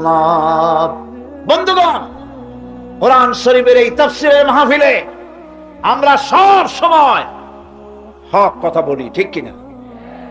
20 বছরের ইতিহাস তার সাক্ষী। দেশি বিদেশি আন্তর্জাতিক দুনিয়া মুসলিম নির্যাতনের, মানবতা নির্যাতনের বিরুদ্ধে আমরা কোরআনের মাহফিল থেকে কথা বলে থাকি, ঠিক কিনা? আমি আগেই বলেছি, আক্ষরিক অর্থে এ মাহফিল কোন রাজনৈতিক দলের মাহফিল নয়, এটা কোরআনের মাহফিল। জোরে বলেন, কিসের মাহফিল? আর কোরআনের মাহফিল থেকে যদি হক কথা বলা না হয়, তাহলে হক কথা বলা হবে কোথায়, ঠিক কিনা? আজকে বাংলাদেশের সবচাইতে মারাত্মক ইস্যু পার্বত্য চট্টগ্রাম। এই হকের ব্যাপারে ওয়াতাওয়াসাউ বিল হক, এই হকের ব্যাপারে যদি চুপ থাকি, আল্লাহর কাছে আমাদেরকে আসামি হতে হবে। বহু কষ্টের বিনিময় বাংলাদেশকে স্বাধীন করা হয়েছিল এই জন্যে যে আমরা এ দেশবাসী দল মত জাতি ধর্ম নির্বিশেষে, এলাকা নির্বিশেষে আমরা সকলে অধিকার ভোগ করব, স্বাধীনতার সুফল ভোগ করব। এটাই ছিল মানুষের আশা, ঠিক কিনা? এখানে কোন দ্বিতীয় শ্রেণীর নাগরিক হবে না, সকল নাগরিক একই ধরনের সুবিধা ভোগ করবে, এটাই ছিল কথা, ঠিক না? কিন্তু আজ যে চুক্তি করা হয়েছে, এই চুক্তির মাধ্যমে উপজাতীয়দেরকে দ্বিতীয় শ্রেণীর নাগরিক বানানো হয়েছে। এই ধারা অব্যাহত থাকলে, এই চুক্তি যদি কার্যকরী হয়, তাহলে পার্বত্য চট্টগ্রামের উপজাতীয়রা তারা উদ্বাস্তু ভিক্ষুকে পরিণত হয়ে যাবে।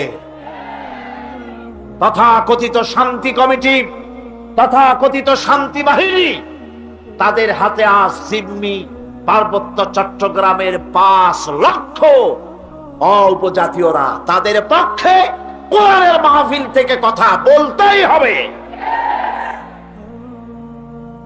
দেশে, দেশের অখণ্ডতা, দেশের স্বাধীনতা, দেশের সার্বভৌমত্বের প্রতীক বাংলাদেশের সেনাবাহিনী, ঠিক কিনা? বাংলাদেশের প্রতিটি অঞ্চলে সেনাবাহিনীর পদচারণা অব্যাহত। বিনা বাধায় থাকতে হবে, সেটাই স্বাধীনতার গ্যারান্টি। বাংলাদেশের মানচিত্রের কোন অংশে সেনাবাহিনী যেতে যদি বাধাগ্রস্ত হয়, সেই অঞ্চল বাংলাদেশের হাতে থাকবে না, ভারতের খপ্পরে চলে যাবে।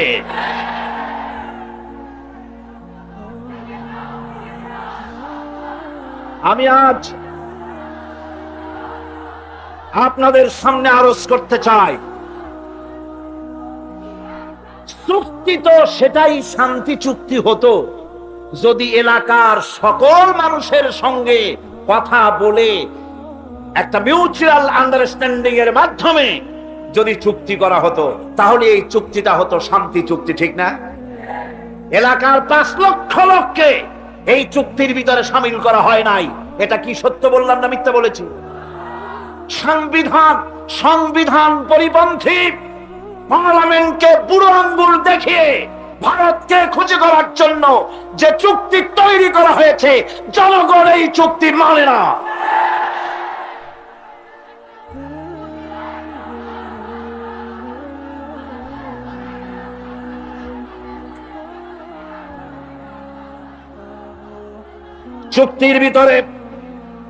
চুক্তির ভিতরে বৈষম্য হয়েছে। চুক্তির বৈষম্যের কারণে পার্বত্য চট্টগ্রামে আজ আগুন জ্বলছে। যদি সাম্য প্রতিষ্ঠিত না হয়, তাহলে আগুনে জ্বলে পুড়িয়ে মরবে দেশ, সরকার ওই আগুন থেকে বাঁচতে পারবে না। হাজার হাজার শান্তি বাহিনীর নামে হাজার হাজার দস্যু পার্বত্য চট্টগ্রামের রাঙ্গামাটি আক্রমণ করে মসজিদ ভেঙেছে, মাদ্রাসা ভেঙেছে, এতিমখানাকে তছনছ করে দিয়েছে।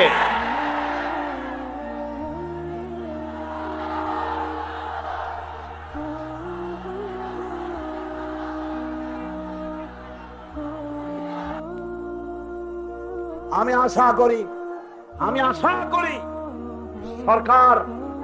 সরকার জনগণের বিরুদ্ধে অবস্থান গ্রহণ করবেন না, এটা আমি আশা করব। সর্বোচ্চ শাস্তি মৃত্যুদণ্ড, নন বেলেবল কেস, এই সমস্ত ভয় দেখাইয়া লাঠি দিয়া পিটাইয়া দুনিয়ার কোন জনগণ ঠান্ডা করা যায় নাই। কাজী ভুল পথে যাবেন না। কারা আপনারা বুদ্ধি দেয়? এরা আপনাকে ভালো বুদ্ধি দেয় না। দেশের বিশাল জনশক্তি এই চুক্তির বিরোধিতা করে চুক্তি বাতিল বলে ঘোষণা করুন। দেশের জন্য কল্যাণ হবে। আমরা কল্যাণ চাই, শান্তি চাই। বন্ধুগণ, কোরআনে কারীম বলছে ওয়াতাওয়াসাউ বিল হক ওয়াতাওয়াসাউ বিস-সাবর, হকের দাওয়াত দাও। আর হকের দাওয়াত দিতে গেলে বিপদ আসবে। হকের দাওয়াত দিতে গেলে কি আসবে? বিপদ আসবে। সেই বিপদ আসলে সবর করতে হবে। কি করতে হবে? সবর করতে হবে।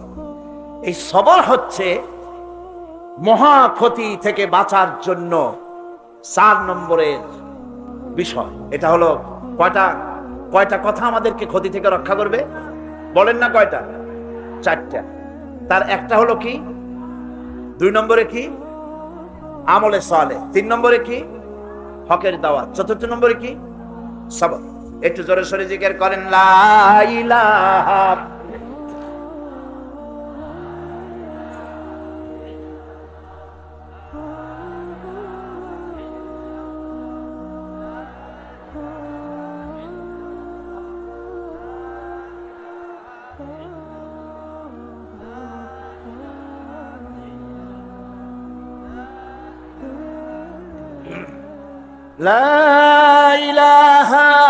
ইল্লাল্লাহু মুহাম্মাদুর রাসূলুল্লাহ।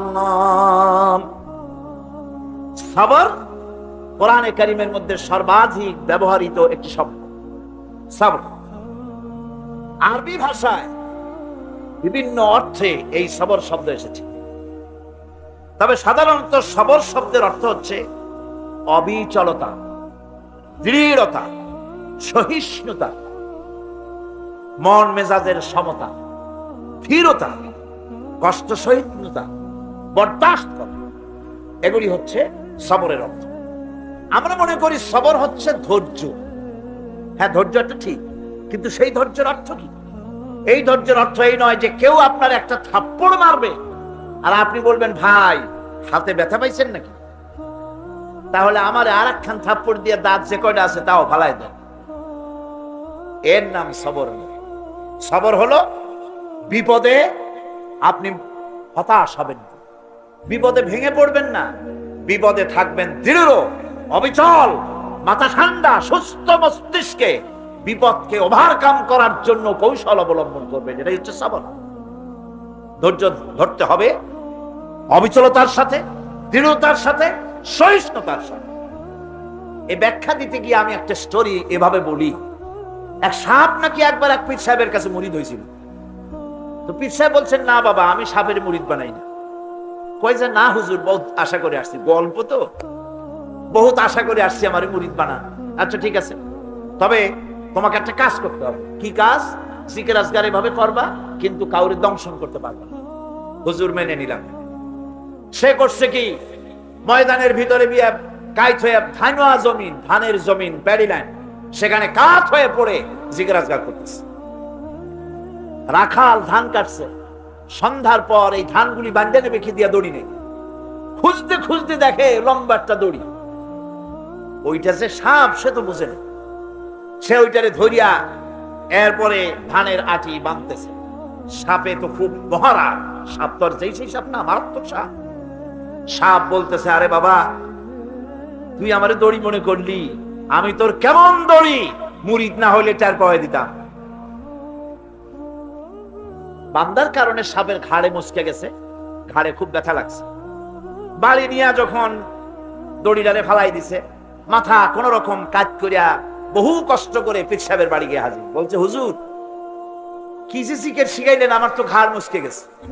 আশ্চর্য কথা, জিকির আজগারে মানুষের মানে কারো ঘাড় তো মস্কাবার কথা না, তোমার ঘাড় মস্কাইল কেন? পুরা ঘটনা সে শোনাইল। আচ্ছা তা তুমি কিছু করলা না? কয় হুজুর আপনি তো নিষেধ করেছেন দংশন করতে। পীর সাহেব বলছেন, বেটা বেকুব, আমি তোমারে দংশন করতে নিষেধ করেছি, ফস করতে তো নিষেধ করি নাই। যখন তোমারে দড়ি মনে করিয়া হাত গায়ে হাত দিছিল, শুধু ফস করে উঠতে 3 লাখ দিয়া বর্ডার পার হয়ে দিল্লি চলে যেত। তুমি ফস করে উঠলা না কেন? সুতরাং ধৈর্যের অর্থ এটা নয় যে আপনারে পাড়াইতে থাকবে, থাপড়াইতে থাকবে, আর আপনি কবেন যে আল্লাহ আমি ধৈর্য ধরতেছি, ইন্নাল্লাহ মা'আস সাবিরিন। এটার নাম ধৈর্য না। ধৈর্য হচ্ছে ওভারকাম করতে হবে, পরিস্থিতির মোকাবেলা করতে হবে অত্যন্ত সহিষ্ণুতার সাথে, বুদ্ধিমত্তার সাথে, দৃঢ়তার সাথে, অবিচলতার সাথে। এটার নাম হচ্ছে সবর। সমস্ত নবীদের উপরে বিপদ এসেছে, সব নবীদের উপরে বিপদ এসেছে, কিন্তু কোন নবী, কোন পয়গম্বর এই বিপদে অধৈর্য হন না, ঠিক কিনা? হযরত আইয়ুব আলাইহিস সালামের উপরে বিপদ আসলো, 1 বছর 2 বছর নয়, 18টি বছর পর্যন্ত রোগাক্রান্ত হয়ে পড়লেন। শরীরে ব্যাধি হলো, গোশতগুলির মধ্যে কীড়া হয়ে গেল, পোকা হয়ে গেল। তিনি ধৈর্য ধারণ করলেন। বিবি বাল বাচ্চা দূরে চলে গেল। জঙ্গলের ভিতরে যখন তার জিহ্বার ভিতরে পোকা হওয়া শুরু করে দিল, হযরতে আইয়ুব আলাইহিস সালাম তখন আল্লাহ রাব্বুল আলামিনের দরবারে দোয়া করলেন, রব্বুল আলামিন এখন তো আমার জিহ্বায় পোকা ধরা শুরু হয়ে গেছে, আমার জিহ্বায় যদি পোকা হয় তোমার মতো আল্লাহর নামের জিকির কি দিয়া করব? আল্লাহ রাব্বুল আলামিন হযরত আইয়ুব আলাইহিস সালামকে ক্ষমা করে দিলেন, মাফ করে দিলেন, রোগ শেফা করে দিলেন। অধৈর্য তিনি হন নাই, ধৈর্য ধারণ করেছিলেন। হযরতে ইউসুফ আলাইহিস সালাম, হযরতে ইয়াকুব আলাইহিস সালামের চোখের থেকে তাকে সরায় দেওয়া হলো। এত বড় বিরাট বিপদ, সেই বিপদের মধ্যেও, সেই বিপদেও তিনি ধৈর্য ধারণ করেছেন। ধৈর্য ধারণ করার কারণে আল্লাহ রাব্বুল আলামিন এমন নিয়ামত তারে দান করলেন। আল্লাহ পাক হযরত ইউসুফ আলাইহিস সালামকে বাঁচায় রাখলেন। শুধু বাঁচান নাই, প্রেসিডেন্ট বানায় দিলেন। আর তার জামা নিয়ে যখন আসতেছিলেন, কোথায় মিশর, কোথায় কেনান, হযরতে ইয়াকুব আলাইহিস সালাম বলেছেন, আমি যেন আমার নাকের ভিতরে ইউসুফের ঘ্রাণ পেতেছি। হযরতে ইউসুফ আলাইহিস সালাম তিনিও কি বিরাট ধৈর্যের পরিচয় দিলেন, কোরআন সাক্ষী। সামনে তার সেই 11 ভাই যারা তাকে ফেলে দিয়েছিল গর্তের ভিতরে। হযরতে ইউসুফ আলাইহিস সালাম ইচ্ছে করলে তো 11 জনকে মারিয়ে ফেলাই দিতে পারতেন, ঠিক কি? কিন্তু তা তিনি করেন নাই। 11 ভাইকে তিনি চিনেছেন, সাহায্য করেছেন। আর ওই 11 ভাই সম্পর্কে হযরত ইউসুফ আলাইহিস সালাম বললেন, লা তাসরিবা আলাইকুমুল ইয়াউম, তোমাদের বিরুদ্ধে আমার আজকে কোনো বিদ্বেষ নাই, আমি তোমাদেরকে মাফ করে দিলাম। সুবহানাল্লাহ, সুবহানাল্লাহ। রাসূল করিম সাল্লাল্লাহু আলাইহি ওয়াসাল্লাম এই ধৈর্যের পরিচয় দিয়েছেন। কত মার তাকে দিয়েছে তায়েফের ময়দান। যারা তায়েফে গেছেন তারা দেখেছেন সরু রাস্তা, দুই দিকে পাহাড়, এই দুই দিক থেকে যুবকেরা পাথর নিক্ষেপ করছে আর তিনি পড়ে যাচ্ছেন। আবার কাফেরেরা জবরদস্তি করে হাঁটাচ্ছে, আবার পাথর মারতেছে, আবার বেহুশ হচ্ছেন। 3 বার বেহুশ হয়ে পড়েছিল। ফেরেশতা বলেছে, হে আল্লাহর নবী, আমাদেরকে অনুমতি দেন, আমাদেরকে হুকুম করে দেন, আমরা এই পাহাড় গুলি দিয়া চাপা দিয়া কাফের গুলিকে শেষ করে দেই। নবীজি তখন বলেছিলেন, নবীজি বলেছেন, আমি যদি তোমাদেরকে হুকুম করি আর আমার হুকুম মতো যদি সমস্ত কাফেরদেরকে পাহাড় চাপা দিয়া সব যদি মেরে ফেলে দাও, তাহলে একটা কাফের যদি না বাঁচে, কার কানে পৌঁছাবো? লা ইলাহা ইল্লাল্লাহু মুহাম্মাদুর রাসূলুল্লাহ। নবীজি গায়ের রক্ত মুছে 2খানা হাত আল্লাহর দরবারে তুললেন আর দোয়া করলেন, আয় আল্লাহ রব্বুল আলামিন, এই কাফির বেঈমানের আমারে চেনে নাই, বোঝে নাই, আমি যে তোমার নবী, ওরা তা বুঝতে পারে নাই, না জেনে না বুঝে আমার উপরে যে অত্যাচার করলো, আয় আল্লাহ তুমি যেন রাগ করে এই কাফিরদের পরে তুমি যেন গজব নাজিল করো না। ধৈর্যের চূড়ান্ত নমুনা দেখিয়েছেন বিশ্বনবী মুহাম্মদ রাসূলুল্লাহ সাল্লাল্লাহু আলাইহি ওয়াসাল্লাম। উহুদের বুখারী শরীফের কিতাবুল মাগাজির মধ্যে আছে, উহুদে চতুর্দিক থেকে রাসূল করিম সাল্লাল্লাহু আলাইহি ওয়াসাল্লামকে ঘেরাও করা হয়েছে। হুজুরকে পাহারা দিতে দাঁড়িয়েছেন সাহাবায়ে কেরাম, বুক দিয়ে রাসূলের দিকে ফেরা, পিঠ পিছনে ফেরানো আছে। কাফেরেরা তীর নিক্ষেপ করছে, এই তীরগুলি এসে হুজুরের সাহাবীদের পিঠের মধ্যে ঢুকছে। হাদিস শরীফের ভিতরে এসেছে, রাসূলকে হেফাজত করার জন্য যত তীর মারা হলো, সাহাবীরা তীরগুলি পিঠে ধারণ করলেন। একা হযরত তালহার পিঠে 80টা তীর প্রবেশ করেছিল। রাসূলুল্লাহর দান্দার মোবারক শহীদ হয়ে গেল, হুজুর পড়ে গেলেন। হযরতে ফাতিমা রাদিয়াল্লাহু তাআলা আনহা ছুটে এসে হুজুরের রক্ত বন্ধ করার জন্য চেষ্টা চালাতে লাগলেন, রক্ত বন্ধ হয় না। হযরতে আবু উবাইদা রাদিয়াল্লাহু তাআলা আনহু হুজুরের মস্তকের ভিতর থেকে লোহার কড়া দাঁত দিয়া কামড়াইয়া বহু কষ্ট করে উঠালেন। কপাল দিয়া রক্ত পড়ে, মুখ দিয়া রক্ত পড়ে, 2 হাত দিয়া রাসূল চেহারা বুঝে এনে হাতে দেখেন রক্ত। আল্লাহর নবী বলেন, এই জাতির কল্যাণ কি করে হবে যেই জাতি তার নবীর চেহারা রক্ত দিয়া লাল বানাইয়া দিল। মদিনায় সারা পড়ে গেল, নবী নাই, নবী শহীদ হয়ে গিয়েছেন। চতুর্দিক থেকে লোকেরা দৌড় আরম্ভ করলো, একজন মেয়ে লোক দৌড়ায়। সাহাবীরা জিজ্ঞাসা করেন, কোথায় যাও? মেয়ে লোকটি বলতেছেন, উহুদের দিকে যাই। বলে যায়, কোনো লাভ নাই, উহুদে যে যেতেছো যে কোনো লাভ নাই, যেহেতু তোমার যে 2টি ছেলে ছিল, ছেলে 2টি শহীদ হয়ে গিয়েছে। মেয়ে লোকটি বলছে, কে শহীদ হয়েছে শুনতে চাই না, আল্লাহর নবী কেমন আছেন সেটা জানাও।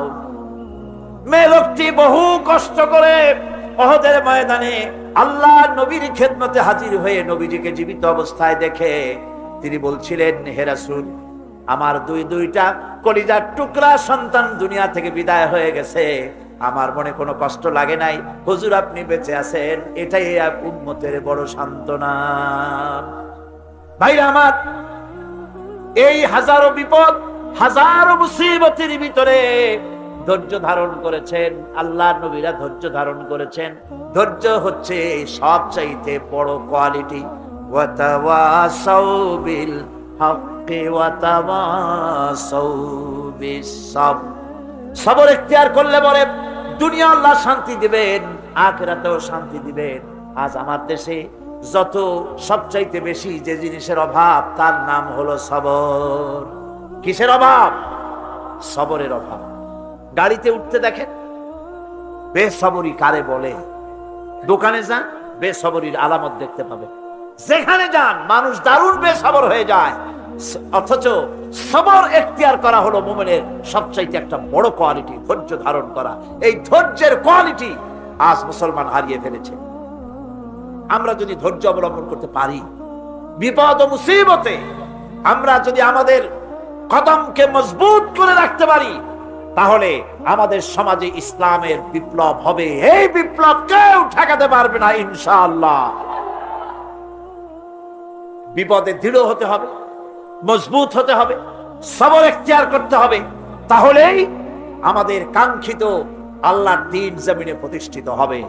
মহব্বতের সাথে একটু জিকির করেন সুবহানাল্লাহ, আলহামদুলিল্লাহ, লা ইলাহা ইল্লাল্লাহ, সুবহানাল্লাহ, আলহামদুলিল্লাহ, লা ইলাহা ইল্লাল্লাহ, সুবহানাল্লাহ, আলহামদুলিল্লাহ, লা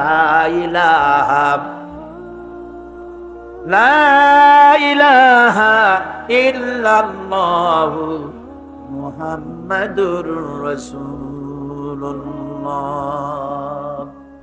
আল্লাহর জান্নাতে যাওয়ার জন্য এই সবর আমাদেরকে ইখতিয়ার করতে হবে। আমরা কি আল্লাহর জান্নাতে যেতে চাই? আমরা কি জান্নাতে যেতে চাই? অবশ্যই আল্লাহর জান্নাতে আমরা যেতে চাই। এই জান্নাতে যাওয়ার জন্য আল্লাহ রাব্বুল আলামিন কোরআনে কারীমের মধ্যে বলেছেন, আম হাসিবতুম আন তাদখুলুল জান্নাতা ওয়া লাম্মা ইয়ালামিল্লাহুল্লাযীনা জাহাদু মিনকুম ওয়া ইয়ালামাস সাবিরিন। তোমরা কি মনে করেছো যে বেহেশতে চলে যাবে, অথচ এখনো দেখা হয় নাই যে তোমাদের মধ্যে কে সবর অবলম্বনকারী, জিহাদের ময়দানে কে জিহাদ করতে এবং সবর ইখতিয়ার করতে কে তোমাদের মধ্যে পারদর্শী, অথবা এই পরীক্ষায় কে কামিয়াব হবে, এটা এখনই দেখা হয় নাই। আর এমনি তোমরা জান্নাতে চলে যাবে? জান্নাতে যাওয়া তো সহজ নয়। আল্লাহ পাক পরীক্ষা নেবেন, সেই পরীক্ষায় কামিয়াব হতে হবে। আর আল্লাহ পাক বলেছেন অবশ্যই সবরের পরীক্ষা নেব। وَلَنَبْلُوَنَّكُمْ حَتَّى نَعْلَمَ الْمُجَاهِدِينَ مِنْكُمْ وَالصَّابِرِينَ وَنَبْلُوَ أَخْبَارَكُمْ। অবশ্যই আমি তোমাদেরকে পরীক্ষা করব, আর এই পরীক্ষার ভিতরে সত্যিকারের মুজাহিদ যারা, তারাই দৃঢ়, যারা নাকি দৃঢ়তা অবলম্বন করবে, সবর ইখতিয়ার করবে, আল্লাহ রাব্বুল আলামিন পরীক্ষায় তাদেরকে কামিয়াব করবেন। এই সবর এক মহা সম্পদ। সবর ইখতিয়ার করতে হবে মুসলমানদেরকে। জান্নাতের ভিতরেও আল্লাহ পাক যারা সবর করবে তাদের জন্য বিরাট নিয়ামত আল্লাহ পাক জান্নাতে দান করবেন। জান্নাতে যাওয়ার জন্য সবর একটা মহাগুণ। এই গুণ মুসলমানদের ভিতরে থাকতে হবে। আমার বন্ধুগণ, কোরআনে কারীমের ছোট্ট সূরা ওয়াল আসরের ভিতর থেকে যে কথাগুলি বিগত 4 দিন আর আজকে বলা হলো, জীবন আমাদের ব্যর্থ, জীবন আমাদের ক্ষতিগ্রস্ত। এই জীবন যদি আমরা সবল করতে চাই, তাহলে 4টি আমল করা লাগবে, ঈমান আর আমলে সালেহ। আর আমাদের করা লাগবে আমলে সালেহের সাথে হকের দাওয়াত আর সবর ইখতিয়ার করতে হবে। এই সবর যদি করতে পারি, জিহাদের ময়দানে লোক যদি কম হয়, বেশি সংখ্যকের উপরে আল্লাহ পাক আমাদেরকে জয়ী করে দিবেন। ইয়াকুম মিনকুম 20 সাবিরুনা ইয়াগলিবু মিআতাইন। তোমাদের মধ্যে যদি 20 জন লোক যদি তোমাদের মধ্যে সাবির হয়, ধৈর্যশীল হয়, তাহলে 200 লোকের উপরে আমি আল্লাহ রাব্বুল আলামিন তোমাদেরকে জয়যুক্ত করে দেব। জোরে কোন সুবহানাল্লাহ। 20 জন যদি হয়, 200 উপরে আমি তোমাদেরকে জয়যুক্ত করে দেব। জিহাদের ময়দানে সবর ইখতিয়ারকারী লোকদেরকে আল্লাহ পাক জয়যুক্ত করবেন বলে ওয়াদা করেছেন। বিপদে ধৈর্যধারীর জন্য আল্লাহ পাকের পক্ষ থেকে সুসংবাদ রয়েছে, ওয়াবাশশিরিস সাবিরিনাল্লাযীনা ইযা আসাবাতুহুম মুসিবা ক্বালু ইন্না লিল্লাহি ওয়া ইন্না ইলাইহি রাজিউন। সুসংবাদ হচ্ছে সেই সব ধৈর্যধারীদের জন্য, সবর ইখতিয়ারকারীদের জন্য যারা বিপদ আসলে বলে, কি বলে? পড়েন আমার সাথে, ইন্না লিল্লাহি ওয়া ইন্না ইলাইহি রাজিউন। এইটা আমরা পড়ি কখন? কেউ মরে গেলে বলি, আর পড়ি না। সমস্ত বিপদ আসলেই ইন্না লিল্লাহি ওয়া ইন্না ইলাইহি রাজিউন। আমরা তো জানিও না, দোয়া সব মুখস্থ করে মানছে, অনেক মানুষ অনেক দোয়া মুখস্থ করছে, কিন্তু লাগাবে কোন জায়গায় তা জানে না। একজনে শুনছে তার শাশুড়ি মারা গেছে, কয় নাউজুবিল্লাহ। আবার আরেকজনে বলছে শুনছো বলে কি, বলে তোমার ছেলে তো মেট্রিকে ফার্স্ট হয়েছে, কয় ইন্না লিল্লাহ। দোয়া মুখস্থ করছে, লাগাইবি কোথায় জানে? ইসলাম আমাদের সব শিখাইছে। আশ্চর্য হবেন, বলবেন মাশাআল্লাহ, সুবহানাল্লাহ। খোঁজ খবরই শুনবেন আলহামদুলিল্লাহ। খাইতে মজা লাগতেছে, বলবেন আলহামদুলিল্লাহ, সুবহানাল্লাহ। এসব তো কিছু বলে টলে না, বিসমিল্লাহ কয় না, আল্লাহর নাম নিতেই চায় না। আল্লাহ পাকের যখন বিপদ আসে, মুসিবত আসে, রব্বুল আলামিন বলেন বিপদ যখন আসে, মুসিবত যখন আসবে, বান্দা যারা মুমিন তারা পড়ে ইন্না লিল্লাহি ওয়া ইন্না ইলাইহি রাজিউন। নিশ্চয়ই আমরা আল্লাহর জন্য এবং আমাদের সকলকেই আল্লাহর কাছে ফিরে যেতে হবে, এই কথাটা মুমিনদেরকে বলতে হবে। ঘুমের দোয়া আছে, রাসূলুল্লাহ ঘুমাবার সময় দোয়া পড়তেন, নামাজের পরে দোয়া পড়তেন। কত দোয়া যে হুজুর পড়েছেন। ইমাম নববীর একটা কিতাবই আছে, কিতাবুল আজকার, এত বড় কিতাব। ইস্তেহাসের থেকে সমস্ত দোয়াগুলি বেছে বেছে তিনি এই কিতাবের মধ্যে এনেছেন, কিতাবুল আজকার। এই কিতাবুল আজকারের ভিতরে দেখা যায় রাসূলুল্লাহ কত দোয়া করেছেন, সকালে, সন্ধ্যায়, রাতে, শুতে, উঠতে, বসতে, হাসিতে, খুশিতে, বিপদে, মুসিবতে, সব সময় দোয়া করতেন। এই দোয়াগুলি আপনারা মুখস্থ করবেন, এই দোয়াগুলি বই কিনে নেবেন এবং তার থেকে মুখস্থ করবেন, অর্থ সহকারে জানবেন এই দোয়াগুলি কি মূল্যবান দোয়া। আল্লাহর কাছে এই দোয়াগুলি হুজুর করতেন। আমার বন্ধুগণ, সবরকারীদের জন্য আল্লাহ রাব্বুল আলামিন জান্নাতের ভিতরে সুউচ্চ মর্যাদা দান করবেন, তাদের জন্য সুসংবাদ রয়েছে। উলাইকা ইউজজাউনাল গুরফাতা বিমা সাবারু ওয়া ইউলাক্কাউনা ফিহা তাহিয়াতাও ওয়া সালামা। আল্লাহ রাব্বুল আলামিন তিনি বলছেন, এরা হচ্ছে সেই সব লোক যারা নাকি সবর ইখতিয়ার করেছিল দুনিয়ার ময়দানে। তাদেরকে আল্লাহ পাক জান্নাতের ভিতরে সুন্দর সুন্দর জায়গা, সুউচ্চ জায়গা, প্রশংসিত জায়গা তাদেরকে দান করা হবে এবং তাদেরকে শুভ সম্বোধন করা হবে। সেখানে তারা চিরকাল প্রবেশ করে থাকবে। আল্লাহর দয়া তো দারুণ বান্দার উপরে। বান্দা যদি একটু আমল করে, ভালো পথে চলে, গতকাল বলেছি সওয়াব করবেন একটা, আল্লাহ নেকি দেবেন 10টা। নেকির কাজ করবেন, আল্লাহ দিবে কয়টা? 10টা। তিনি তো রহমান, তিনি রহিম। এত দয়া তার। বান্দা যদি আল্লাহ রাব্বুল আলামিনের দিকে, কোন বান্দা যদি এক বিগত এগোয়, আল্লাহ পাক তার দিকে হেঁটে আসেন। বান্দা যদি হেঁটে যায়, আল্লাহর রহমত বান্দার দিকে দৌড়াইয়া যায়। আল্লাহ পাক বলছেন, আমার গজবের চাইতে আমার রহমত বেশি। সুবহানাল্লাহ। আমার গজবের চাইতে আমার রহমত অনেক বেশি। খাজা বাবার দরবারে গিয়া, পীরের দরবারে গিয়ে, অর্থাৎ না হক পীর, হকপন্থী পীর তো বাংলাদেশে বহুত আছে, দুনিয়ায় আছে। জোরে কোন আলহামদুলিল্লাহ। যারা দিনদার, ইমানদার, আলেমে দ্বীন, যারা মানুষকে নিয়ে ব্যবসা করে না, যারা মানুষকে বেদাতের দিকে চালায় না, শিরক এবং বেদাত মুক্ত করে তাওহীদের দিকে যারা চালায়, এরাই হলো হকপন্থী পীর। আর তাদের কারণে ইসলাম আজও টিকে আছে। বলেন আলহামদুলিল্লাহ। জোরে বলেন আলহামদুলিল্লাহ। সেই জন্য আকীদাকে শুদ্ধ করে নিতে হবে। কেউ কিছুই দিতে পারবে না, দেওয়ার মালিক হলো আল্লাহ রাব্বুল আলামিন। মালিককে এমন দেওয়া দিবেন, পড় গিয়া জিস পর নজর বান্দা কো মৌলা কর দিয়া, पड़ गया जिस पर नजर बंदा को मौला कर दिया, आ गया जिस दाम में जोश कतरा को दरिया कर दिया। আল্লাহ রাব্বুল আলামিনের রহমতের নজর যদি কোনো গোলামের প্রতি পড়ে যায়, গোলামটা বাদশাহে পরিণত হয়ে যায়। আল্লাহর রহমতের নজর যদি এক ফোঁটা পানির উপরে পড়ে যায়, পানি ফোঁটা আটলান্টিক মহাসাগরে পরিণত হয়ে যায়। সে আল্লাহ রাব্বুল আলামিনের উপরে ঈমান এনে সৎ কাজ করে হকের দাওয়াত দিয়া সবর ইখতিয়ার করলে পরে আল্লাহ পাক তাদেরকে জান্নাত দান করবেন, জান্নাতের সুউচ্চ মাকাম আল্লাহ পাক দান করে দিবেন। এই 4 দিন ধরে যে কথাগুলি আমি আপনাদের সামনে বললাম, এই কথাগুলির ভিত্তিতে রাসূলুল্লাহ লোক তৈরি করেছিলেন।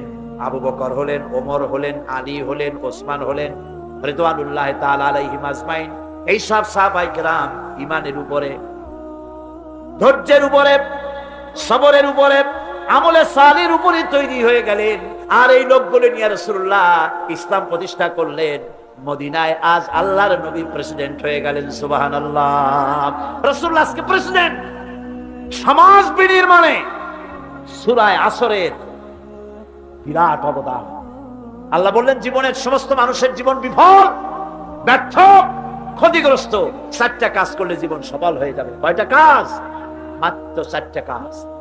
এই 4টি কাজ যদি বাংলাদেশের জনগণ করে, ঈমান যদি আনে, সৎ কাজ যদি করে, হকের দাওয়াত যদি দেয়, কোনো ভয় পাবে না।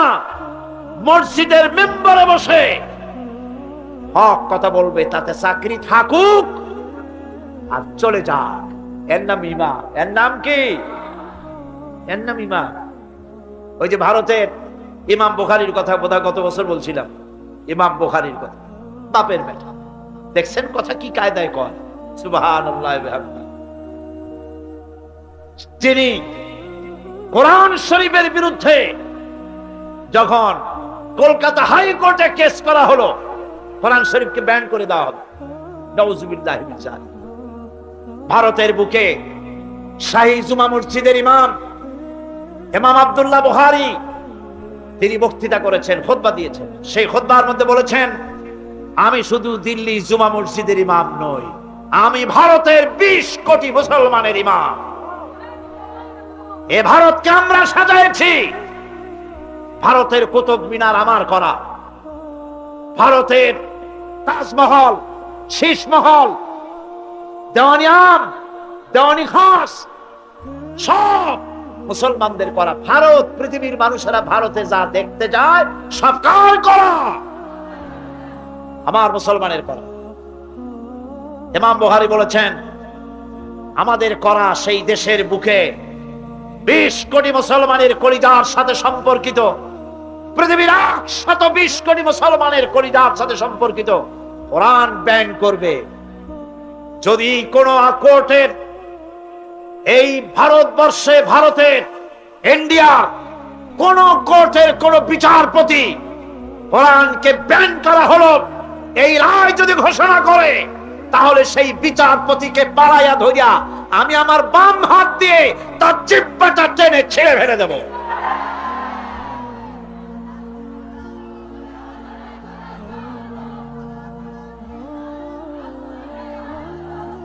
সুতরাং আজ ওলামাদের সবচাইতে বড় দায়িত্ব, সবচাইতে বড় দায়িত্ব কার? ওলামা, খুতাবা। তারা হচ্ছেন ওমানাউদ্দিন, দ্বীনের আমানত আলেমদের কাছে। কার কাছে? ওলামাদের কাছে দ্বীনের দায়িত্ব। মাহফিলের ভেতরে, মসজিদের মেম্বরে দাঁড়িয়ে হক কথা বলতে হবে, না হকের বিরুদ্ধে কথা বলতে হবে। চাকরি থাক আর চাক, কোনো পরোয়া করি না। রুজির মালিক আল্লাহ। রুজির মালিক কে?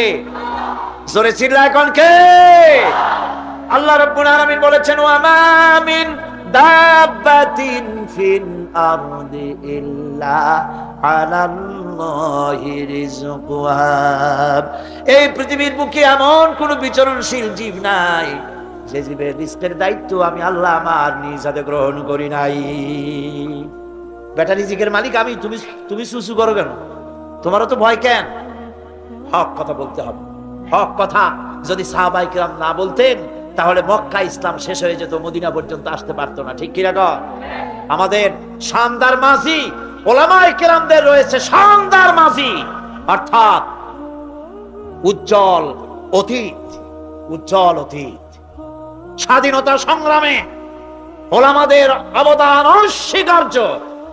মাওলানা মোহাম্মদ আলী, মাওলানা শওকত আলী, মাওলানা জাফর থানেশ্বরী, মাওলানা শিব্বির আহমদ ওসমানী, মাওলানা সৈয়দ আবুল আলা মওদুদি, আল্লাহর যথেষ্ট বড় বড় আলেম ব্রিটিশের গোলামি থেকে দেশকে মুক্ত করার সংগ্রামে অবতীর্ণ হয়েছিলেন। মাওলানা জাফর থানেশ্বরীকে ব্রিটিশ গভর্নমেন্ট গ্রেফতার করেছে, তাকে জেলে রেখেছে। বিচার হলো, বিচারে তাকে আন্দামান দ্বীপে দ্বীপান্তরিত করা হবে। তাকে লোহার জিনজির পরানো হয়েছে। উপমহাদেশের ওলামাদের মধ্যে শীর্ষস্থানীয় আলেম মাওলানা জাফর থানেশ্বরী, গলায় শিকল পরানো, কোমরে শিকল পরানো, পায়ে শিকল পরানো, হাতে শিকল পরানো। এই অবস্থায় ব্রিটিশ পুলিশেরা তাকে টানতে টানতে নিয়ে যাচ্ছে জাহাজের দিকে আন্দামান। হাজার হাজার মানুষ তাকায় আছে, অস্ত্রের সামনে কথা বলার সাহস কারো নাই। সকলের চোখ থেকে পানি ঝরছে। যাতে এত শ্রদ্ধা করতাম, যার বক্তৃতা শুনতে হাজার হাজার মানুষের ঢল নামতো, তারা আজকে বাড়িতে নিয়ে যাচ্ছে। তিনি এদিক ওদিক তাকাচ্ছেন আর হাসি মুখে এগিয়ে যাচ্ছেন। হঠাৎ করে নজর পড়লো যারা দাঁড়িয়ে আছে তাদের মধ্যে দুই তিনটা ছোট্ট বাচ্চা নিয়ে বোরখা পরা একটা মেয়ে লোক দাঁড়া। তিনি বাচ্চাদেরকে দেখে বুঝতে পারলেন বোরখা পরা মেয়ে লোকটি তার স্ত্রী। পুলিশকে বললেন, আমাকে এখানে একটু দাঁড়াতে দাও। পুলিশ দাঁড়িয়ে গেল। স্ত্রী বললেন, প্রাণের স্বামী, তুমি আমাকে কি বলে যাচ্ছ? মাওলানা জাফর থানেশ্বরী বলছেন, প্রাণের স্ত্রী, তোমাকে নতুন কোনো কথা আমি বলবো না, পুরান কথাটা স্মরণ করিয়ে দেই। হযরতে ইব্রাহিম আলাইহিস সালাম তার বিবি হাজেরা আর তার বাচ্চা ইসমাইলকে মরুভূমির ভিতরে, বাড়ি নাই, ঘর নাই, পানি নাই, খাবার নাই, ওই মরুভূমির ভিতরে সে আল্লাহর কাছে ছেড়ে গিয়েছিলেন। আমি তোমাকে আর বাচ্চাগুলিকে সেই আল্লাহর কাছে ছেড়ে গেলাম। ব্রিটিশ সরকারের পতন হলো, জিল্লাতির সাথে বিদায় হলো, ওলামাদের রক্তের উপরে স্বাধীনতা কায়েম হলো। আজ ইতিহাস থেকে আলেমদেরকে, বীরদেরকে মুছে ফেলা ষড়যন্ত্র চলছে। এদেশে ইসলাম এনেছে আল্লাহর ওলিরা, আল্লাহ বীর বুজুর্গ, আল্লাহর ওলিরা, তারা এই দেশে ওলামায়ে কেরাম ইসলাম এদেশে এনেছেন। তাদের কারণেই এই দেশে লক্ষ লক্ষ মসজিদ হয়েছে, মাদ্রাসা হয়েছে। ওলামায়ে কেরামদের সঙ্গে বেয়াদবি করে কোন সরকার টিকতে পারে নাই। ভবিষ্যতেও ওলামাদের আজ এক হওয়ার সময় এসেছে। ওয়াতাসিমু বিহাবলিল্লাহি জামিআন ওয়া লা তাফাররাকু, ঐক্যবদ্ধ হয়ে আমার রশিকে মজবুত ভাবে ধারণ করো। আমার রশি হলো কি? জোরে কোন কি? এই রশি, এটাকে আল্লাহ রশি বললেন। হাবলুল্লাহ, এটা আল্লাহ রশি। এই রশি আল্লাহ ছাড়িয়ে দিলেন কোথায়? দুনিয়ায়। আমরা ছিলাম কোথায়? তাও মনে নেই। আমরা ছিলাম জান্নাত। আমাদের বাপ মা কোথায় ছিলেন? জান্নাতে ছিলেন। জান্নাত থেকে পড়লাম কোথায়? দুনিয়া নামক কুয়ার মধ্যে। কুয়া থেকে কুয়ায় পতিত মানুষ উঠাবার জন্য সবচাইতে সুন্দর জিনিস কি? বাঁশ না লাঠি? রশি। রশি হলো সবচাইতে উপকার। এখন এই রশি ধরে আপনি মানুষ উঠাবেন, সেজন্য সেই রশির আবার দুইটা শর্ত থাকতে হবে। রশির শর্ত কয়টা হবে? দুইটা। একটা শর্ত হলো রশিটা যেন পচা পাটের দড়ি না হয়, তাহলে নিচে যারা পড়ছে এরা যদি রশি ধরে আর উপর দিয়ে যদি টান দেয়, রশি ছিঁড়ে যাও বাঁচত তাও শেষ। রশিটা হইতে হবে মজবুত। রশিটা কি হইতে হবে? দুই নম্বরে, রশি যিনি ধরবেন কুয়ার উপর থেকে তার হাতটা মজবুত হতে হবে, যেন কুয়ায় পতিত লোকেরা রশি ধরিয়া ঝুলা পড়লে ওনার হাত দিয়া ফসকিয়া মানুষগুলা সিটই পড়ে দাঁতগুলা না ভাঙে। সেই জন্য হাতটা কি হতে হবে? এবার আপনারা বলেন, হাবলুল্লাহ রশি কি কোন পচা পাটের দড়ি নাকি? আল্লাহর হাত কি কোন শিথিল হাত নাকি? আল্লাহ বলছেন ওই দুনিয়ার মানুষেরা জান্নাতে তোমরা ছিলা, দুনিয়ায় আমি পাঠাইছি উঠায় আনার জন্য রশি নাজিল করে দিলাম। রশি হলো কোরআন। ওয়াতাসিমু বিহাবলিল্লাহি জামিয়া, আস্তাতা বলা হয় নাই সেখানটা খুশি সেখানটা ধরো, এরকম না, সবাই মিলে এক জায়গা দিয়া ধরো, রশির অপর প্রান্ত ধরে টেনে আমি আল্লাহ তোমাদেরকে আবার হারানো জান্নাতে পৌঁছাইয়া দেব। হারানো জান্নাতে আমরা কি আবার ফিরে যেতে চাই? কারা কারা চাই? জোরে কোন আলহামদুলিল্লাহ।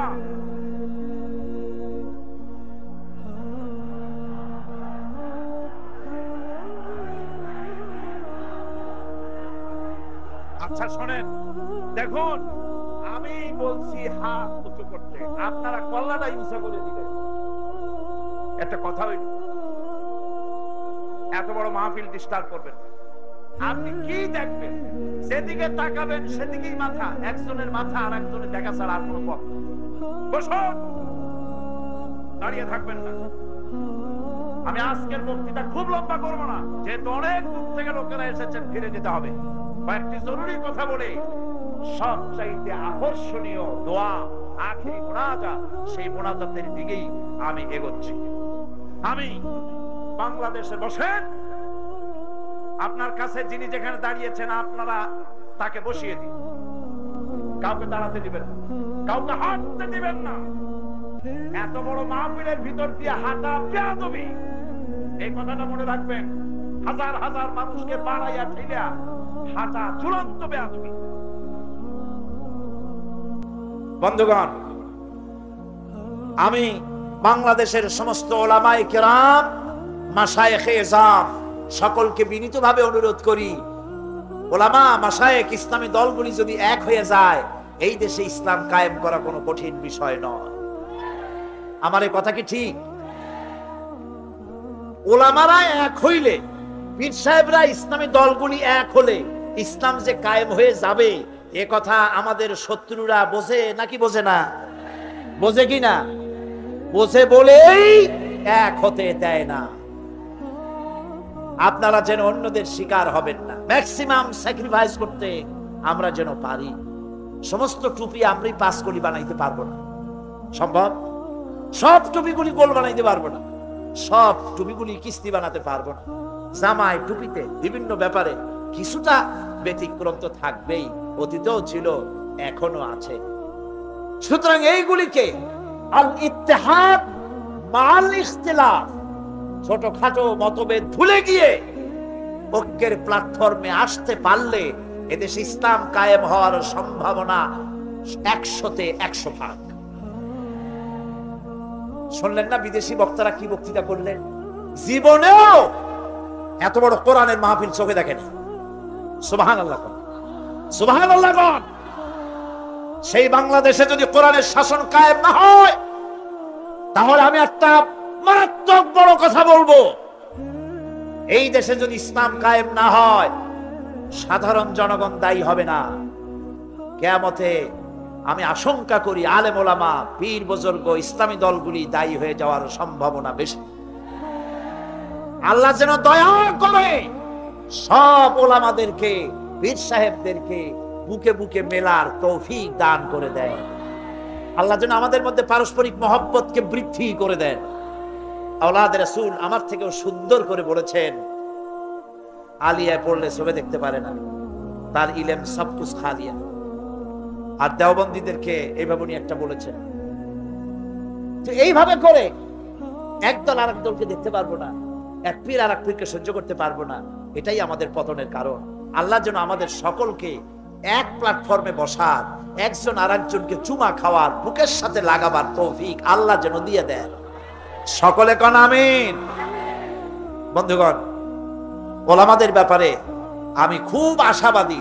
আমি এখন অত্যন্ত আশাবাদী, বাংলাদেশে ইসলাম কায়েম হবে ইনশাআল্লাহ, ইনশাআল্লাহ। কারণ আমরা, আমাদেরকে দাবায় রাখতে পারবে না কেউ।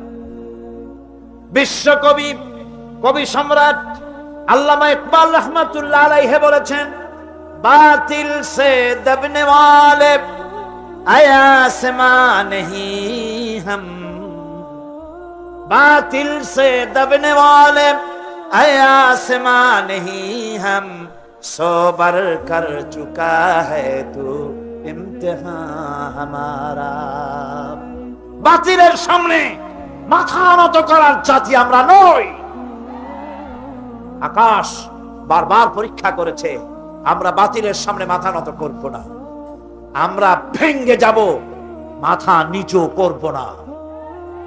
আমাদের জেল হতে পারে, আমাদের ফাঁসি হতে পারে, কিন্তু তারপরেও কোরআনের রাজ বাংলাদেশে কায়েম হবে ইনশাআল্লাহ।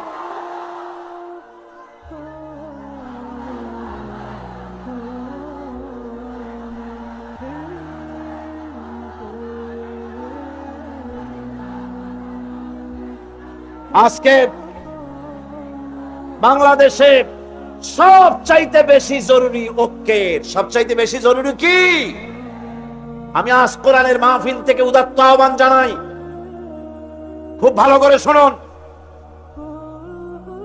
চট্টগ্রামের ঐতিহ্যবাহী ঐতিহাসিক তাফসীরুল কোরআনের মাহফিল থেকে উদাত্তভাবে আহ্বান জানাতে চাই, বাংলাদেশের সমস্ত ইসলামী দল, সমস্ত মাকতবে খেয়ালের আলেম ওলামা, পীর বুজুর্গ আর ইসলামী মূল্যবোধ ও বাংলাদেশী জাতীয়তাবাদে বিশ্বাসী সমস্ত শক্তি ঐক্যবদ্ধ হয়ে ভারতের আধিপত্যকে ঠেকাও,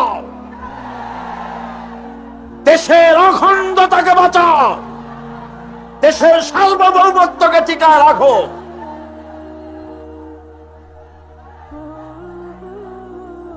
আল্লাহ রাব্বুল আলামিন গোটা জাতিকে ঐক্যবদ্ধ হওয়ার তৌফিক দান করুন, আমরা বলি আমিন। আরো জোরে বলেন আমিন। এরপরে আমি মা বোনদের ব্যাপারে বলতে চাই। মা বোনদের ব্যাপারে তো এখানে আজকে হাজার হাজার মা বোনেরা এসেছিলেন, তাদের ব্যাপারে আমরা কথা বলেছি, বহু প্রশ্নের জবাব দিয়েছি। মা বোনদের বলতে চাই, ইসলাম আপনাদেরকে ঠকায় নাই। বিশ্বাস করেন, আমার মা বোনেরা যদি জানতেন ইসলাম তাকে, এই কোরআন তাকে কি অধিকার দিয়েছে, আমার রসুল তাকে কি অধিকার দিয়েছে, এই কথা যদি আমার মা বোনেরা জানতেন, অবশ্যই তারা সব রকমের সংগঠন ছেড়ে দিয়ে এক প্ল্যাটফর্মে এসে সরকারের কাছে তারা দাবি জানাতেন, কিচ্ছু চাই না, কোরআন আমাদের যা দিয়েছে সেইটা আমাদের ফিরাইয়া দাও। মা বোনেরা সেই আন্দোলন করুন, আপনাদের ইজ্জত বাঁচবে, সম্ভ্রম বাঁচবে, সতীত্ব বাঁচবে, দেশ বাঁচবে, জাহান্নাম থেকে কিয়ামতে বেঁচে যাবেন যদি কোরআনের পক্ষে আপনারা কাজ করতে পারেন। আল্লাহ সেই তৌফিক আপনাদেরকে যেন দান করেন, আমরা বলি আমিন। জোরে মা বোনেরা, পর্দা আজকে দেশ থেকে উধাও হয়ে যাচ্ছে। পর্দার কনসেপ্ট যেটা আছে সেটা চলে যাচ্ছে, নারীরা বেপর্দা হচ্ছে, জেনা ব্যভিচার বাড়তেছে, ধর্ষণ বাড়তেছে, হারামি বাড়তেছে। মা বোনদের বলবো, ইসলাম যে ধরনের পর্দা করতে বলেছে সেই পর্দা আপনারা সেভাবে করুন। সে ব্যাপারে বহুত বই আছে, বইগুলি খরিদ করে পর্দার নিয়ম কানুন জেনে সেভাবে আপনারা চলেন। আপনার চাকরি বাকরি, অফিস আদালত তেজারত সবটাই করতে পারবেন পর্দার ভেতরে থেকে। আল্লাহ যেন সে তৌফিক আপনাদেরকে দেন। যুব সম্প্রদায়ের ব্যাপারে বলতে চাই, আজকের মাহফিলে যুবকদের সংখ্যা কম না বেশি? বেশি মানে কি? জনমের মতো বেশি। আলহামদুলিল্লাহ, আলহামদুলিল্লাহ। একটি জিনিস সম্পর্কে আমি আপনাদেরকে বলবো, সেটা হলো আমার দেশের সবচাইতে নারী নির্যাতনের বড় হাতিয়ার হলো যৌতুক। অবশ্য চট্টগ্রামে যৌতুক নাই, আছে এখানে? কি সর্বনাশ! মনে করছিলাম যে অন্তত চট্টগ্রামটা যৌতুকের হাত থেকে মুক্ত আছে বোধহয়, এখানে বেশি। যৌতুক প্রথা এটি হারাম। বিবাহে মহারানা দিতে হয়। মহারানা দেওয়া কি সুন্নত না নফল? মাশাআল্লাহ, আপনারা তো জানাই আছে মহারানা দেওয়া ফরজ। এই ফরজ দায়িত্ব আপনাকে আদায় করতে হবে। সেই ফরজ আদায় না করিয়া, মহারানা ফরজ সেটা আদায় না করে মেয়েওয়ালার কাছ থেকে হারাম যৌতুক আদায় করা হয়, বেবরকতি হবে না তো হবেটা কি? বিবাহের সময় শ্বশুর যদি কিছু দেয় সুন্নত, দেওয়া সুন্নত, নেওয়া সুন্নত, কিন্তু জোর করে আদায় করে নেওয়া হারাম। আপনার ছেলে যখন বিবাহ দিবেন কোরআনের মাহফিলে ওয়াদা করতে পারবেন যে অন্তত আমার ছেলে বিয়ে দেওয়ার সময় শুকরের মাংসের মতো হারাম যৌতুক আদায় করব না, পারবেন ওয়াদা করতে?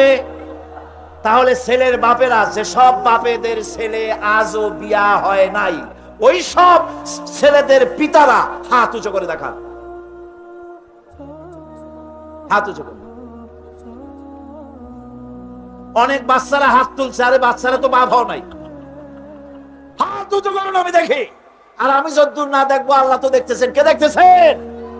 হাত নামান। আলহামদুলিল্লাহ, জোরে কোন আলহামদুলিল্লাহ।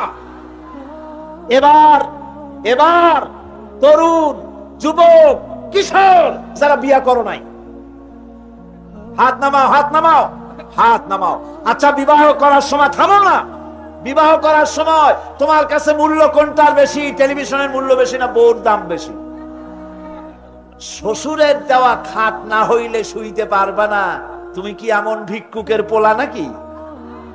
শ্বশুরের পালঙ্ক দিতে হবে, শ্বশুরের টেলিভিশন দিতে হবে, শ্বশুর সোনা দানা দিয়ে দেবে। তুমি কি ভিক্ষুকের বাচ্চা? তুমি পুরুষ, তোমার আত্মমর্যাদা, পার্সোনালিটি, শাখসিয়ত, ব্যক্তিত্ব থাকতে হবে। মেয়ে লোকের বাপের কাছ থেকে তুমি অর্থ নিবে কেন? সে যদি কিছু দেয় আলহামদুলিল্লাহ, না দেয় আলহামদুলিল্লাহ। বউকে গালি দিতে পারবে না, বউকে, বউয়ের মাকে, তার বাবাকে কখনো খোঁটা দেওয়া যাবে না। বিনা যৌতুকে বিবাহ করবে যারা, সেই সব অবিবাহিত যুবকের আবার হাত উঁচু করে দেখাও, হাত উঁচু করে রাখো আমি দেখি। দাঁড়াবে না, বসো, খালি হাত, খালি হাত। এই মেয়ে বসো, হাত নামা, হাত নামান। হাত যেভাবে উঠলো তাতে আমার কাছে মনে হলো এই মাহফিলে কেউ বিয়েই করেনি। এর দ্বারা বোঝা গেল কি জানেন? বোঝা গেল মাহফিলে যারা এসেছে তার 90% মতো যুবক, তারুণ্যের শক্তিতে উদ্বেল যুবকেরা মাহফিলে এসেছে। সে দেশের তরুণেরা, যুবকেরা কোরআন শুনতে আসে, সে দেশের কোরআনের আইন বন্ধ করার ক্ষমতা কারো নাই।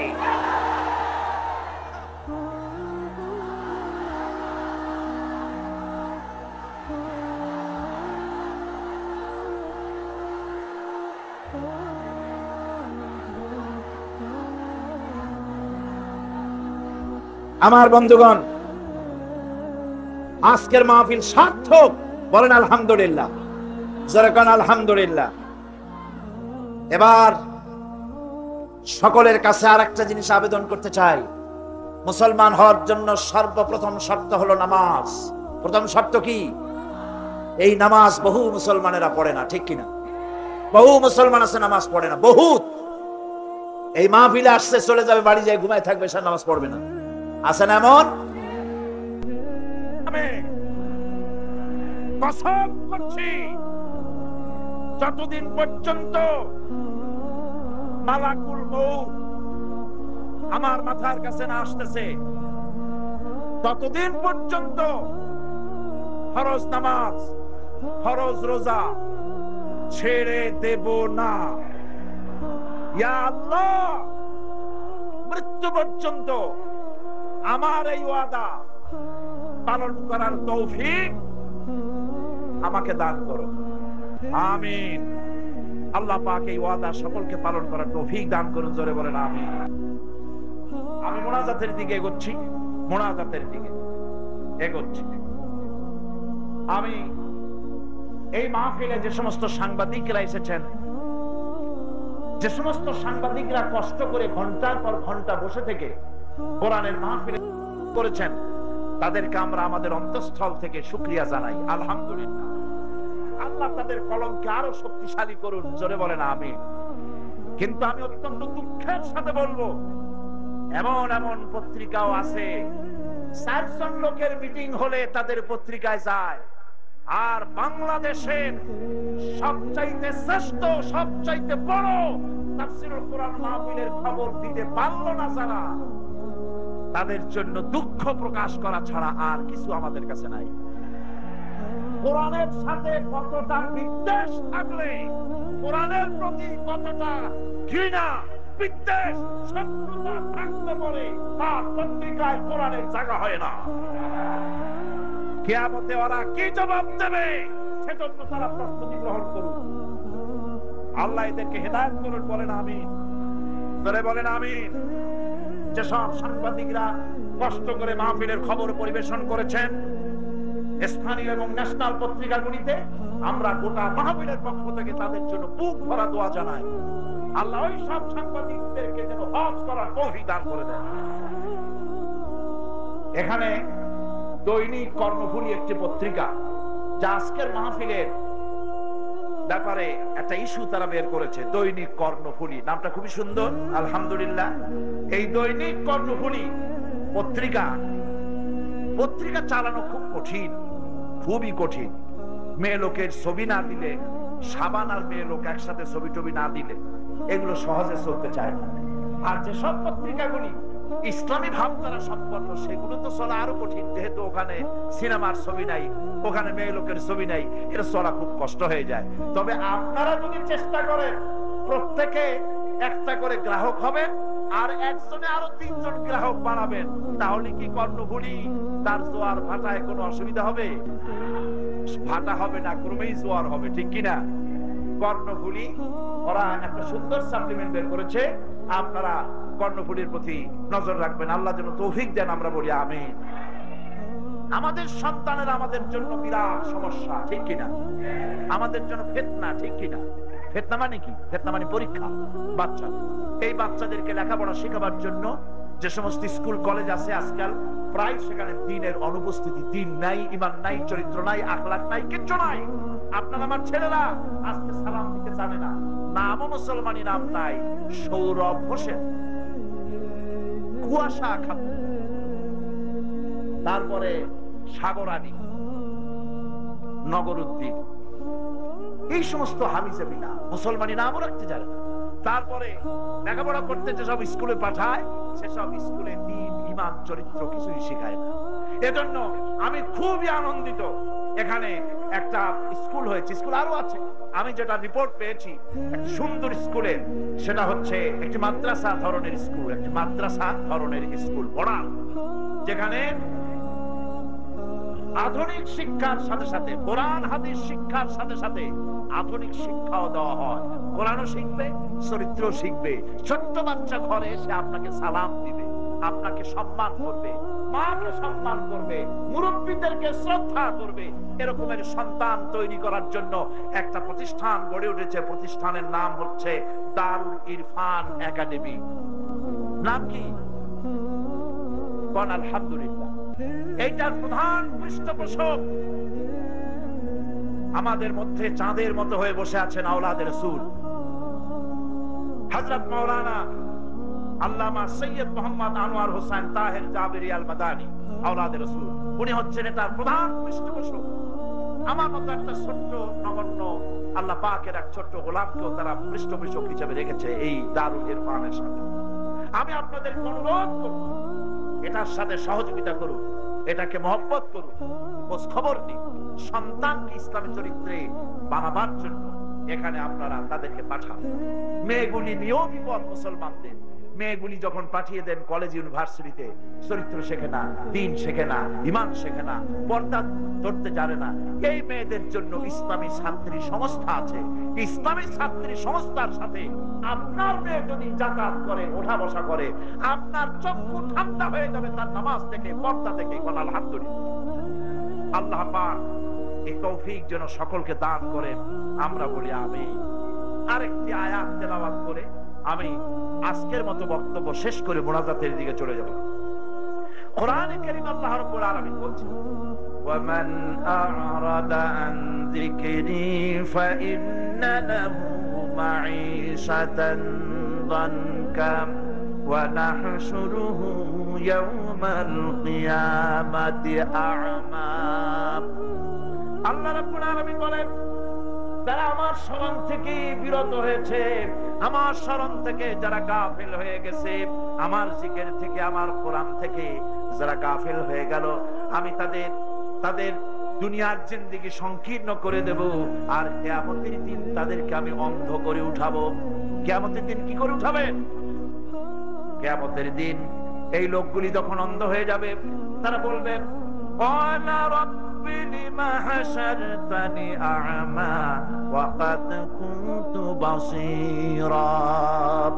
আয় আল্লাহ তাআলা, কেন আমরা অন্ধ হলাম? অথচ আমরা তো চক্ষুষ্মান ছিলাম, দুনিয়ায় তোমাদের চোখ ছিল, আমরা আজকে অন্ধ হয়ে উঠলাম কেন? আমাদের তুমি অন্ধ করে অন্ধ বানালে কেন? জবাবে রব্বুল আলামিন বলবেন, ক্বালা কাযালিকা আতাতকা আয়াতুনা ফানাসিতাহা ওয়া কাযালিকাল ইয়াউমা তুনসা।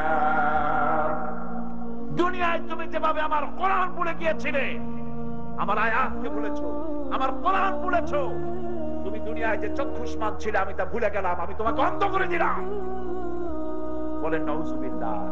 আবার মুসলমান ভাইরা, চোখের মতো নিয়ামত পৃথিবীতে আর কিছু আছে? এই চোখ কিয়ামতে অন্ধ হয়ে যাক, তাকে আপনি চান? আমরা চোখ অন্ধ হয়ে কিয়ামতে উঠি, তাকে আমরা চাই? চোখ শুদ্ধ উঠতে চান কিনা? তাহলে ওয়াদা করতে হবে, এই তাফসীরের মাহফিল থেকে শুরু করে আগামী মাসটা কি মাস? রমজান। আগামী মাস কি মাস? রমজানুল মুবারক। এই শাবান থেকে, আগামী রমজান থেকে শুরু করে ভবিষ্যতের তাফসীরের মাহফিল আসতে না আসতে কোরআন শরীফ বুঝে পড়ার নিয়ত করতে হবে। কোরআন সহি করে পড়বো, কোরআন বুঝে পড়বো। কিয়ামতের দিন অন্ধ হইয়া কিয়ামতে আমি আমার মা বাপ বিবি বাচ্চা উঠতে চাই না, চোখ নিয়ে উঠতে চাই। এটা ঠিক কিনা? যদি তা চাই, এই রমজান থেকেই কোরআন শরীফের তাফসীর কোরআন বুঝে পড়বো। আমরা এই ওয়াদা করলাম। পারবেন ওয়াদা করতে? হাত উঁচু করে দেখা। আলহামদুলিল্লাহ, আলহামদুলিল্লাহ।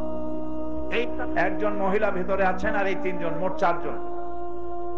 লা ইলাহা ইল্লাল্লাহু মুহাম্মাদুর রাসূলুল্লাহ। আল্লাহ ছাড়া কোন ইলাহ নাই, মাবুদ নাই, উপাস্য নাই। মুহাম্মদ সাল্লাল্লাহু আলাইহি ওয়াসাল্লাম আল্লাহর প্রেরিত রাসূল। আশহাদু আন লা ইলাহা ইল্লাল্লাহু ওয়াহদাহু লা শারীকা লাহু ওয়া আশহাদু আন্না মুহাম্মাদান আবদুহু ওয়া রাসূলুহু। আমি সাক্ষ্য দিচ্ছি, আল্লাহ ছাড়া কোনো ইলাহ নাই, মাবুদ নাই, উপাস্য নাই। তিনি এক, তিনি একক, তার কোনো অংশীদার নাই। আমি আরো সাক্ষ্য দিচ্ছি, মুহাম্মদ সাল্লাল্লাহু আলাইহি ওয়াসাল্লাম আল্লাহর বান্দা এবং তার প্রেরিত রাসূল। সকলকে সালাম। আসসালামু আলাইকুম। এখন আলহামদুলিল্লাহ আমাদের এই চার তাওহীদপন্থী ভাই যারা ছিল মুশরিক, এখন আমাদের কি ভাই? তাওহীদপন্থী ভাই। আমি তাদেরকে মহব্বতের সাথে তাদের সঙ্গে আলিঙ্গন করছি।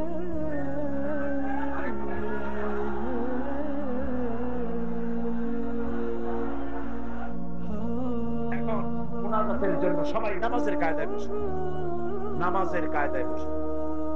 আমরা এখন আমাদের মনিবের কাছে হাত তুলব, আমাদের আল্লাহ পাকের কাছে, আমাদের রবের কাছে, আমাদের মনিবের কাছে আমরা হাত তুলব মনটাকে নরম করে। এই মুনাজাত কবুল হয় বলে মানুষের বিশ্বাস, আমারও বিশ্বাস। যেহেতু এতগুলি বান্দাকে আল্লাহ, যার নাম রহমান, যার নাম রহিম, তিনি কি খালি হাতে ফেরত দিতে পারেন? পারেন না। তার রহমত তিনি আমাদেরকে ক্ষমা করবেন। এই নিয়ত করে, প্রাণ ভরে এই নিয়ত করে আমরা হাত উঠাই। আল্লাহুম্মা আমিন। ربنا ظلمنا أنفسنا وإن لم تغفر لنا وترحمنا لنكونن من الخاسرين সবাই পড়েন ربنا ظلمنا أنفسنا وإن لم تغفر لنا وترحمنا لنكونن من الخاسرين ربنا ظلمنا أنفسنا وإن لم تغفر لنا وترحمنا لنكونن من الخاسرين رب العالمين 5 দিন ধরে কোরআনে কারীমের তাফসীর করতে গিয়া আমি মানুষ আয় আল্লাহ বলার মধ্যে যদি কোনো ভুল করে থাকি আয় আল্লাহ বলার মধ্যে যদি কোনো ভুল করে থাকি মাবুদ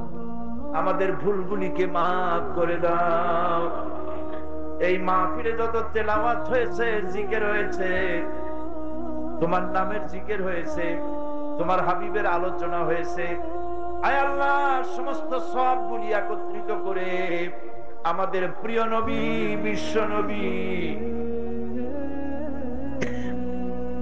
মুহাম্মদুর রাসূলুল্লাহ সাল্লাল্লাহু আলাইহি ওয়াসাল্লামের রূহ মুবারকে পৌঁছায় দাও রব্বুল আলামিন রাসূলুল্লাহর যত সাহাবী তাবিন তাবে তাবিন সিদ্দিকিন শুহাদা আম্বিয়া আলাইহিস সালাম আল্লাহ তাদের সকলের আরওয়ার পরে সওয়াব পৌঁছায় দাও আয় আল্লাহ তাআলা तमाम পৃথিবীর মাটির নিচে যত মুমিন মুমিনাত শুয়ে আছে এতিমের মতো মাটির নিচে আয় আল্লাহ সমস্ত বান্দা বান্দীগুলি তুমি দয়া করে maaf করে দাও রব্বুল আলামিন এই লক্ষ লক্ষ জনতা নিয়ে তোমার দরবারে হাত উঠাইছি এবারে মনে পড়ে গেল আমাদের আব্বা জানের কথা আমরা যারা আমাদের আব্বাকে হারাইছি মাবুদ আমাদের আব্বার কবরগুলিকে জান্নাতের টুকরা বানায়া দাও আমাদের জন্য কত কষ্ট করেছেন কত না খেয়ে থেকেছেন আয় আল্লাহ মানুষ বানাবার জন্য কত দোয়া করেছেন ওই আব্বারে যারা হারাইলাম আল্লাহ আমাদের আব্বা যারা মারা গেছেন কবরটাকে জান্নাতের টুকরা বানায়া দাও রব্বুল আলামিন আমাদের জনম দুঃখিনী মা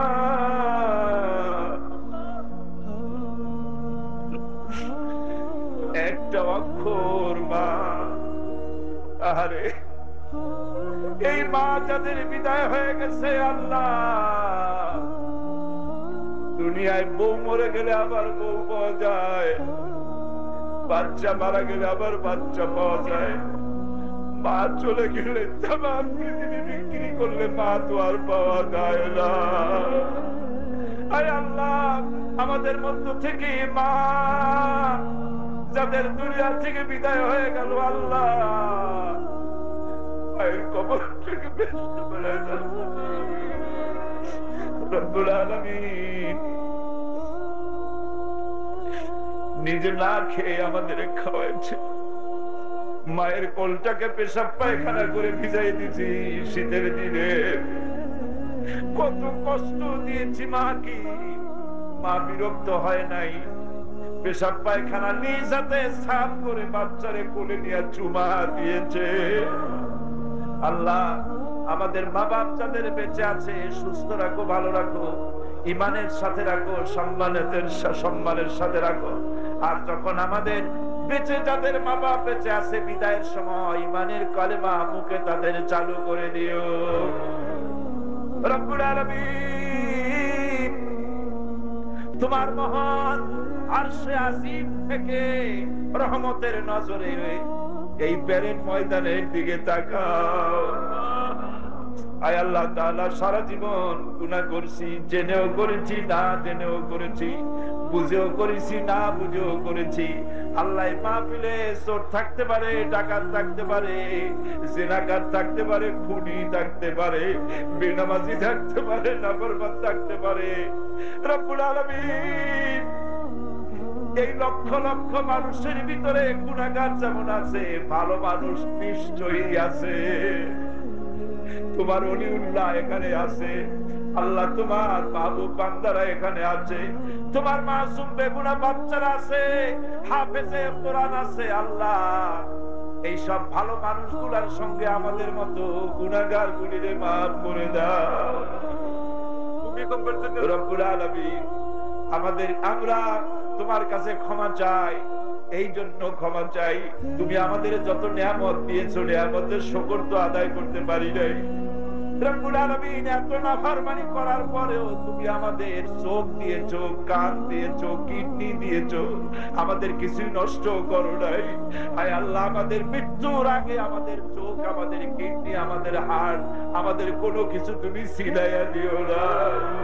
হায় আল্লাহ চোখ না থাকলে কি ব্যথা, মওলানা শামসুদ্দিনকে দেখলে কলিজাটা ফেটে যায়। তোমার একটা বান্দা হাজার বান্দার কাম করে। আল্লাহ মওলানা শামসুদ্দিনের উপরে তুমি রহমত নাযিল করো। এমন ছেলে যে মায়ের পেটে ধরেছে, সে বাইরে এসে বাপের তোমার জান্নাত দিয়ে দাও না। রব্বুল আলামিন এই মঞ্চে যতবার এসেছি ভাই আল্লাহ মওলানা সিদ্দিক হাসানের কথা ভুলতে পারি না। আল্লাহ সিদ্দিক হাসানকে বেহেশত দিয়ে দিল। মওলানা আব্দুল মোমেন কি যুবক ছেলে, আল্লাহ কত বড় আলেম। আল্লাহ তোমার জান্নাতুল ফিরদাউস নসিব করে দিও। কারাঙ্গিয়ার পীর সাহেব আরো কত আলেম ওলামা, সবার নাম তো আমার মনে নাই বাবু, যারা ইন্তেকাল করেছে আল্লাহ সকলকে জান্নাতুল ফিরদাউস দিয়ে দাও। সেদিন ভূমিকম্পে এবং অগ্নিকাণ্ডে তোমার বান্দা বান্দিরা যারা দুনিয়া থেকে বিদায় হয়ে গেল, আল্লাহ তাদের সকলকে শাহাদাতের দরজা নসিব করে দিও। রব্বুল আলামিন এবার আমরা তোমার কাছে জাহান্নামের আগুন থেকে মাপ চাই।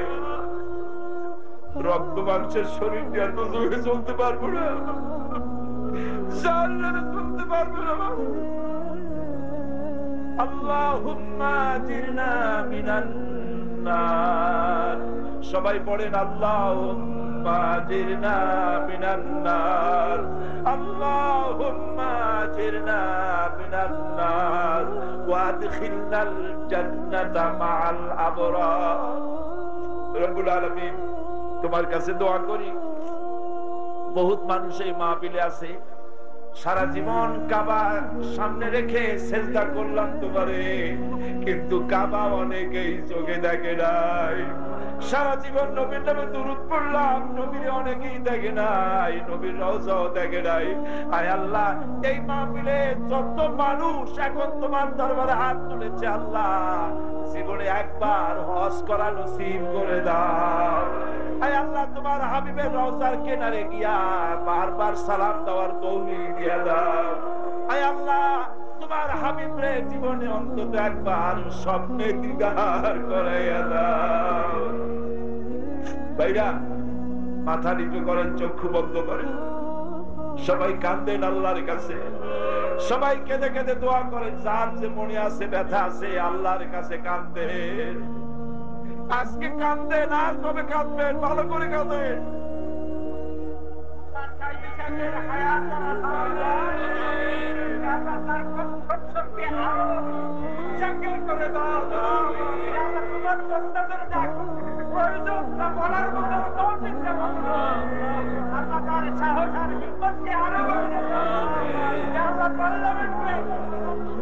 যোগ্যতার সাথে কাজ করার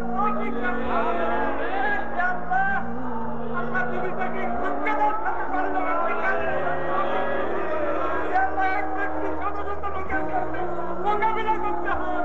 আল্লাহ